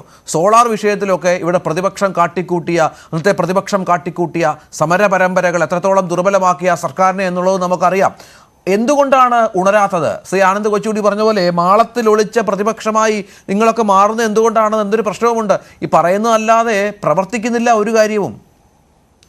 രണ്ട് കാര്യത്തിന് ഉത്തരം തരാം. ഒന്ന്, ശ്രീ ബലദേവിന്റെ ചോദ്യം. അതായത് ഞാൻ അദ്ദേഹത്തെക്കാൾ ഒരുപാട് ജൂനിയർ അഭിഭാഷകനാണ്. പക്ഷെ അദ്ദേഹം ഈ CPM ക്യാപ്സ്യൂൾ ഫാക്ടറിയുടെ ഒക്കെ ചില ക്യാപ്സ്യൂളുകൾ വാദം പറഞ്ഞത്, അദ്ദേഹം പറഞ്ഞത് എന്താണ്? ഇതിൽ പൊതുജനത്തിന്റെ പണം നഷ്ടപ്പെട്ടിട്ടില്ല. ഞാൻ പറഞ്ഞുതരാം. മസ്കറ്റ് ഹോട്ടലിൽ ഒരു 2-3 വർഷക്കാലം മുമ്പ് പ്രൊഫസർ രവീന്ദ്രനാഥൻ അന്ന് മന്ത്രിയായിരുന്നപ്പോൾ നടത്തുന്ന ഒരു പ്രസംഗമുണ്ട്. ഞാൻ ഇതിനു മുമ്പും ചർച്ചകളിൽ അത് പറഞ്ഞിട്ടുണ്ട്. അത് വളരെ പ്രസക്തമാണ്. അദ്ദേഹം പറയുകയാണ്, നോക്കൂ, കേരളത്തിന്റെ ഏറ്റവും വലിയ സമ്പാദ്യം എന്ന് പറയുന്നത് ഇവിടുത്തെ മാൻ പവർ അല്ല, മറിച്ച് ഇവിടുത്തെ കരിമണൽ ശേഖരമാണ്. അത് നമ്മൾ വേണ്ട രീതിയിൽ ഉപയോഗപ്പെടുത്തിയാൽ കേരളം നാളെ ഒരു ഗൾഫ് കൺട്രിയായി മാറും എന്ന് പ്രൊഫസർ രവീന്ദ്രനാഥൻ പറയുന്ന ഒരു പ്രസംഗമുണ്ട്. എന്തുകൊണ്ടാണ് രവീന്ദ്രനാഥൻ ഇത് പറയുന്നതുമായി കണക്ട് ചെയ്യേണ്ടതെന്ന് ചോദിച്ചാൽ, ഈ കരിമണൽ കർത്തയുണ്ടല്ലോ, ഈ കരിമണൽ കർത്തയുടെ ഭാര്യ രവീന്ദ്രനാഥന്റെ പെങ്ങളാണ്. ഒന്ന് നോക്കൂ, ആ ബന്ധം നോക്കൂ. നിങ്ങളുടെ മന്ത്രിസഭയിൽ 1ാം പിണറായി ഗവൺമെന്റിൽ ഉണ്ടായിരുന്ന മന്ത്രിയുടെ പെങ്ങള് ഈ കരിമണൽ കർത്തയുടെ ഭാര്യയാണ്. ഇതൊരു കുടുംബമാണെന്നേ. ഈ കുടുംബത്തിന്റെ ശാഖകൾ പലയിടത്തേക്ക് പോയിട്ടുണ്ട്. നോക്കൂ, വീണാ വിജയൻ മാസപ്പടി വിവാദത്തിലെത്തുന്നു. മുഖ്യമന്ത്രിയുടെ മകന്റെ അമ്മായിയപ്പൻ ഒരു ഇൻകം ഉണ്ടാക്കി കൊടുത്തല്ലോ AI ക്യാമറ വഴി. അങ്ങനെയുള്ള ആരോപണങ്ങളിലേക്ക് പോകുന്നു. അതുകൊണ്ടാണ് ഇതൊരു കുടുംബമാണ് എന്ന് പറയുന്നത്. ഈ സംസ്ഥാനത്തെ കരിമണൽ ഊറ്റി വെക്കുന്നതിന് തോന്നുംപടി ലൈസൻസ് കൊടുത്തതിന് നിങ്ങൾക്ക് കിട്ടിയ മാസപ്പടിയാണ് ഇത് എന്നതാണ് ഒന്നാമത്തെ ആരോപണം. അല്ലായിരുന്നുവെങ്കിൽ SFIയോടെ സ്വാഭാവികമായും കിട്ടുന്ന നോട്ടീസിൽ നിങ്ങൾ പ്രതികരിക്കണമായിരുന്നു. അല്ലെങ്കിൽ ഇന്റർനം സെറ്റിൽമെന്റ് ബോർഡിന് മുമ്പിൽ അവരുടെ ഹിയറിംഗിന് മുമ്പിൽ നിങ്ങൾ ഇത് വ്യക്തമാക്കണമായിരുന്നു. അതുമല്ലെങ്കിൽ നിങ്ങളുടെ അവൈലബിൾ സെക്രട്ടേറിയറ്റ് വിളിച്ച ശേഷം ഇറങ്ങി വരുന്ന AK ബാലൻ എന്ന് പറയുന്ന നിങ്ങളുടെ ക്യാപ്സൂൾ ഫാക്ടറിയുടെ മുഴുവൻ സമയ സെക്രട്ടറി ഉണ്ടല്ലോ, ആ സെക്രട്ടറി ഇറങ്ങി മറ്റേ ഇൻസ്റ്റാഗ്രാം ഉണ്ടാക്കി കൊടുത്തതിന്റെയാണ്, അല്ലെങ്കിൽ ഫേസ്ബുക്ക് ഉണ്ടാക്കി കൊടുത്തതിന്റെയാണ്, അല്ലെങ്കിൽ എന്താണ് X ആപ്പ് മെയിൻറ്റെയിൻ ചെയ്യുന്നതിന്റെ പൈസയാണ് എന്ന് പറയുന്നതിന് പകരം കൊള്ളാവുന്ന 1-2 ക്യാപ്സ്യൂളുകൾ അല്ലെങ്കിൽ നിങ്ങൾ പറയുന്ന ഇപ്പോഴുള്ള ന്യായീകരണങ്ങളെങ്കിലും അന്നേ പറയേണ്ടതായിരുന്നു. അതുകൊണ്ട് വളരെ കൃത്യമാണ്, ഇതിൽ പൊതുജനത്തിന്റെ പണം നഷ്ടമായിട്ടുണ്ട്. ഇനി നഷ്ടമായിട്ടില്ലെങ്കിൽ പോലും നേരത്തെ ഞാൻ പറഞ്ഞതുപോലെ സീസറിന്റെ ഭാര്യ മാത്രമല്ല, റിയാസിന്റെ ഭാര്യയും സംശയത്തിന് അതീതയായ മതിയാകും. എന്റെ ചോദ്യത്തിന് കൂടെ ഉത്തരം പറയൂ വസന്ത്, എന്റെ ചോദ്യത്തിന് കൂടെ ഉത്തരം പറയൂ. കറക്റ്റ് അങ്ങനെ ചോദ്യത്തിലേക്കാണ് വരുന്നത്. ഒന്ന്, റിയാസിന്റെ ഭാര്യയും സംശുദ്ധയായിരിക്കണം, റിയാസിന്റെ അമ്മായിയപ്പന്റെ മകളും സംശുദ്ധയായിരിക്കണം, ഇല്ലെങ്കിൽ രണ്ടുപേരും രാജിവെച്ച് പുറത്തു പോകണം. രണ്ടാമത്തെ ചോദ്യം, അങ്ങനെ ചോദ്യം, എന്തുകൊണ്ടാണ് പ്രതിപക്ഷം സമരരംഗത്തേക്ക് ഇറങ്ങാൻ പറ്റാത്തത്? ഞങ്ങൾക്ക് സമരരംഗത്തേക്ക് ഇറങ്ങാനുള്ള ഒരു സാവകാശം തരണ്ടേ? ഒരു ആരോപണം കഴിയുമ്പോൾ അടുത്ത ആരോപണങ്ങൾ വന്നുകൊണ്ടിരിക്കുക. ഇപ്പൊ നേരത്തെ യുവരാജ് ഗോകുല് പറഞ്ഞു കേരളത്തിലെ പ്രതിപക്ഷം സെറ്റിൽ ചെയ്തു അത്രേ. യുവരാജ്, നിങ്ങളുടെ യുവമോർച്ച പോട്ടെ, നിങ്ങളുടെ മറ്റേ വിദ്യാർത്ഥി സംഘടന ഉണ്ടല്ലോ, അഖില ഭാരത വിദ്യാർത്ഥി പരിഷത്ത് ABVP, അതിന്റെ ഒരു യൂണിറ്റ് കമ്മിറ്റിയെങ്കിലും ഒരു സമരം ഈ വിഷയത്തിൽ നടന്നിട്ടുണ്ടോ? ഞങ്ങൾ 3 സെക്രട്ടേറിയറ്റ് മാർച്ചുകൾ, യൂത്ത് കോൺഗ്രസ്, ഔദ്യോഗികമായി യൂത്ത് കോൺഗ്രസിന്റെ സംസ്ഥാന വക്താവ് എന്ന നിലയിലാണ് പറയുന്നത്. യൂത്ത് കോൺഗ്രസ് 3 സെക്രട്ടേറിയറ്റ് മാർച്ചുകൾ കോൺഗ്രസ് പാർട്ടിയുടെ നേതൃത്വത്തിൽ ഈ സമരാഗ്നി എന്ന പേരിൽ കാസർഗോഡ് മുതൽ തിരുവനന്തപുരം വരെ നടക്കുന്ന ഓരോ വേദികളിലും ഞങ്ങൾ വളരെ കൃത്യമായി രാഷ്ട്രീയം പറഞ്ഞു തന്നെയാണ് പോകുന്നത്. അല്ലാതെ നിങ്ങളെ പോലെ മാളത്തിൽ ഒളിച്ചിരുന്ന് തൃശ്ശൂരും തിരുവനന്തപുരവും KSIDCയും എക്സാലോജിക്കും ഒക്കെ വെച്ച് സെറ്റിൽ ചെയ്യുന്ന പരിപാടി ഞങ്ങൾക്കില്ല. ഞങ്ങൾ സമരം തന്നെയാണ്. ഇനി ഒരു കാര്യം കൂടി, ഇപ്പൊ ഷോൺ ജോർജിന്റെ കാര്യം പറഞ്ഞു. ഷോൺ ജോർജ് അന്ന് അവിടെ ചെന്ന സമയത്താണ് ഈ പറയുന്ന എന്താണ് SFIO അന്വേഷണം പ്രഖ്യാപിച്ചത്. അതുകൊണ്ട് അത് സംശയത്തിന്റെ നിഴലിൽ നിർത്തണ്ടേ. ഞാൻ ഷോൺ ജോർജിന്റെ അഭിഭാഷകനല്ല, അദ്ദേഹത്തിന്റെ വക്താവുമല്ല, പക്ഷെ അദ്ദേഹം എന്റെ സുഹൃത്താണ്. അങ്ങനെയാണെങ്കിൽ നമ്മൾ മറ്റൊരു കാര്യം കൂടി ആലോചിക്കണ്ടേ. ഷോൺ ജോർജുമായി അഭിഭാഷക ഓഫീസ് പങ്കിടുന്ന വ്യക്തി ആരാണ്? ആ അഭിഭാഷക ഓഫീസ് പങ്കിടുന്നത്? അത് പങ്കിടുന്നത് കോടിയേരി ബാലകൃഷ്ണന്റെ മകനാണ്. തന്റെ അന്വേഷണത്തിൽ മുഖം തിരിഞ്ഞു നിന്ന പാർട്ടി, തന്റെ ചേട്ടന്റെ മക്കൾക്ക് നേരെ ഉള്ള അന്വേഷണത്തിൽ അന്ന് മുഖം തിരിഞ്ഞു നിന്ന പാർട്ടി, തന്റെ പിതാവിന്റെ ചിതാഭസ്മം ആർക്കും വേണ്ടാതെ കാക്ക കൊത്തി വലിക്കുന്നത് പോലെ കടാപ്പുറത്ത് ഇട്ടുകൊടുത്ത പാർട്ടി. ആ പാർട്ടിക്കെതിരെയുള്ള കോടിയേരി ബാലകൃഷ്ണന്റെ മകൻ ബിനീഷ് കോടിയേരിയുടെ ഒരു വേദാന്ത പൊളിറ്റിക്സ് ആണോ ഇത് എന്നും സംശയം. ശരി. അഡ്വക്കേറ്റ് ബൽദേവ്, വളരെ പെട്ടെന്ന് 1 മിനിറ്റ്. താങ്കൾക്ക് ചില കാര്യങ്ങളിൽ ആരോപണങ്ങളിൽ മറുപടി പറയാനുണ്ട്. വളരെ പെട്ടെന്ന് 1 മിനിറ്റ്. ഞാൻ ചുരുക്കി പറയാം. ഞാൻ ഇവിടുത്തെ SFIയുടെ അന്വേഷണത്തെ ഹൈക്കോടതി തടയുമെന്നോ അനുവദിക്കുന്നോ ഞാൻ പറഞ്ഞിട്ടില്ല. അത് നിയമപരമായ കാര്യങ്ങൾ തീരുമാനിക്കുന്ന ഹൈക്കോടതി ജഡ്ജിയാണ്, അല്ലെങ്കിൽ സുപ്രീം കോടതിയാണ്. ഇപ്പോൾ നമുക്കറിയാം, കേരള ഹൈക്കോടതിയിൽ KSIDC പെറ്റീഷൻ ഫയൽ ചെയ്തു, അത് അനുവദിച്ചിട്ടില്ല. അപ്പൊ നാളെ നടക്കാൻ പോകുന്ന ഒരുപക്ഷെ അനുവദിക്കുകയോ, ഇവിടെ ശ്രീ ആനന്ദ് കൊച്ചുകൂടി പറഞ്ഞതുപോലെ ചില കമന്റ്സ് വരികയോ, അതൊക്കെ ഇതിനകത്ത് സ്വാഭാവികമാണ്. കോടതി എപ്പോഴും പറയാറുണ്ട്. ഇവിടെ അന്വേഷണം എന്തായാലും അതിന്റെ വഴിക്ക് പോകും. ഈ അന്വേഷണങ്ങൾ ഒന്നും തന്നെ ഒരുപക്ഷെ വീണാ വിജയനിലേക്ക് അന്വേഷണം ചെല്ലുകയോ SFIക്ക് പുതിയ നിയമം അനുസരിച്ച് അതിന് നോട്ടിഫിക്കേഷനോടെ വന്നെയാണ് ചോദ്യം ചെയ്യാനും അറസ്റ്റ് ചെയ്യാനും ഒക്കെ ഉള്ള അധികാരമുണ്ട്. ആ രീതിയിലൊക്കെ പോകാം. അപ്പൊ അതൊന്നും ഒരുപക്ഷെ താത്വികമായ ഒരു കാര്യമാണ്, അല്ലെങ്കിൽ പാർട്ടിയുടെ ധാർമ്മികമായ കാര്യമാണ്. മകൾ പ്രതിയാകുമ്പോൾ അച്ഛൻ രാജിവെക്കുക, ഔദ്യോഗിക സ്ഥാനങ്ങളിൽ നിന്ന് മാറുക. അത് മറ്റൊരു വശമാണ്. അതായത് നിയമപരമായ ഒരു ഭാഗമല്ല. അപ്പൊ നിയമപരമായിട്ട് ഈ കാര്യങ്ങളൊന്നും തന്നെ പിണറായി വിജയനിലേക്കോ CPM എന്ന് പറയുന്ന പാർട്ടിയിലേക്കോ ചെല്ലുന്ന കാര്യമല്ല. അതേ ഞാൻ പറഞ്ഞു. ശരി. ശ്രീ എം.ആർ. അഭിലാഷ്, എന്തായാലും നിർണായകമാണ് നാളെ വീണയ്ക്ക്. തീർച്ചയായിട്ടും. പിന്നെ അവരുടെ അവകാശമല്ലേ കോടതിയിൽ പോവുക എന്നുള്ളത്. പിന്നെ ഇനി ഇടപെട്ടില്ലെങ്കിൽ ആന്റിസിപ്പേറ്ററി ബെയിൽ ആപ്ലിക്കേഷൻ മൂവ് ചെയ്യാൻ കഴിയുമല്ലോ എളുപ്പം. ഇപ്പൊ അന്വേഷണത്തിൽ ഇടപെട്ടില്ലെങ്കിൽ മുൻകൂർ ജാമ്യ ഹർജിയുമായിട്ട് പോകാൻ കഴിയും. നോട്ടീസ് നൽകിയിട്ടുണ്ട്. ഇതിന്റെ ഈ കോടതിയുടെ ഒരു തീരുമാനത്തിൽ കാത്തിരിക്കുകയായിരിക്കും SFIOയും അല്ലേ? കോടതിയുടെ തീരുമാനത്തിനായി കാത്തിരിക്കുന്നതാണോ നമുക്കറിയില്ല. നോട്ടീസ് നൽകി റീസണബിൾ ആയിട്ടുള്ള ഒരു ടൈമും കൊടുക്കേണ്ടതാണല്ലോ. പെട്ടെന്നല്ലേ ഹൈക്കോടതിയെ സമീപിക്കുകയുണ്ടായത്. ശരി. ശ്രീ യുവരാജ് ഗോകുൽ, യുവമോർച്ചയ്ക്കെതിരെയും ആരോപണമുണ്ട് വസന്തിന്റെ ഭാഗത്ത് നിന്ന്. വളരെ പെട്ടെന്ന്. അല്ല, വസന്തിന് എങ്ങനെയൊക്കെ പറയാം. അദ്ദേഹം ചിലപ്പോൾ ഒരുപക്ഷെ NDA നടത്തിയ സെക്രട്ടേറിയറ്റ് വളയിൽ കണ്ടിട്ടുണ്ടാവില്ല, യുവമോർച്ച നടത്തിയ സമരങ്ങൾ കണ്ടിട്ടുണ്ടാവില്ല, അത് വലിയ വാർത്തയുമായിട്ടുണ്ടാവില്ല. അതിനൊരു സ്വാഭാവികമാണ്. കാരണം യൂത്ത് കോൺഗ്രസ്സുകാരെ പോലെ DYFIയുടെ തല്ല് കിട്ടിയത് വാർത്തയായിക്കൊണ്ടിരിക്കുകയും അതുമാത്രം ചർച്ചയായിക്കൊണ്ടിരിക്കുകയും ചെയ്യപ്പെടുന്ന ഒരു നാട്ടിൽ യുവമോർച്ച അല്ലാതെ നടത്തുന്ന സമരങ്ങൾക്ക് അന്നത്തെ ഒരു ദിവസത്തിന് അപ്പുറത്തേക്കുള്ള വാല്യൂ ചിലപ്പം കിട്ടിയെന്ന് വരില്ല. പ്രത്യേകിച്ച് മെയിൻ സ്ട്രീം മീഡിയ BJPയോടും സംഘപരിവാറിനോടും ഒക്കെ പുലർത്തുന്ന ഒരു സമീപനം എന്താണെന്ന് നമുക്കറിയാമല്ലോ. അതുകൊണ്ട് തന്നെ വാർത്താ പ്രാധാന്യങ്ങൾ വലുതായിട്ടുണ്ടാവില്ല. പക്ഷെ വളരെ വലിയ രീതിയിൽ തന്നെ ഗ്രൗണ്ട് ലെവലിൽ സമരങ്ങൾ BJPയും NDAയും യുവമോർച്ചയും ഒക്കെ തന്നെ നിലനിൽക്കുന്നുണ്ട് എന്നുള്ളതാണ്.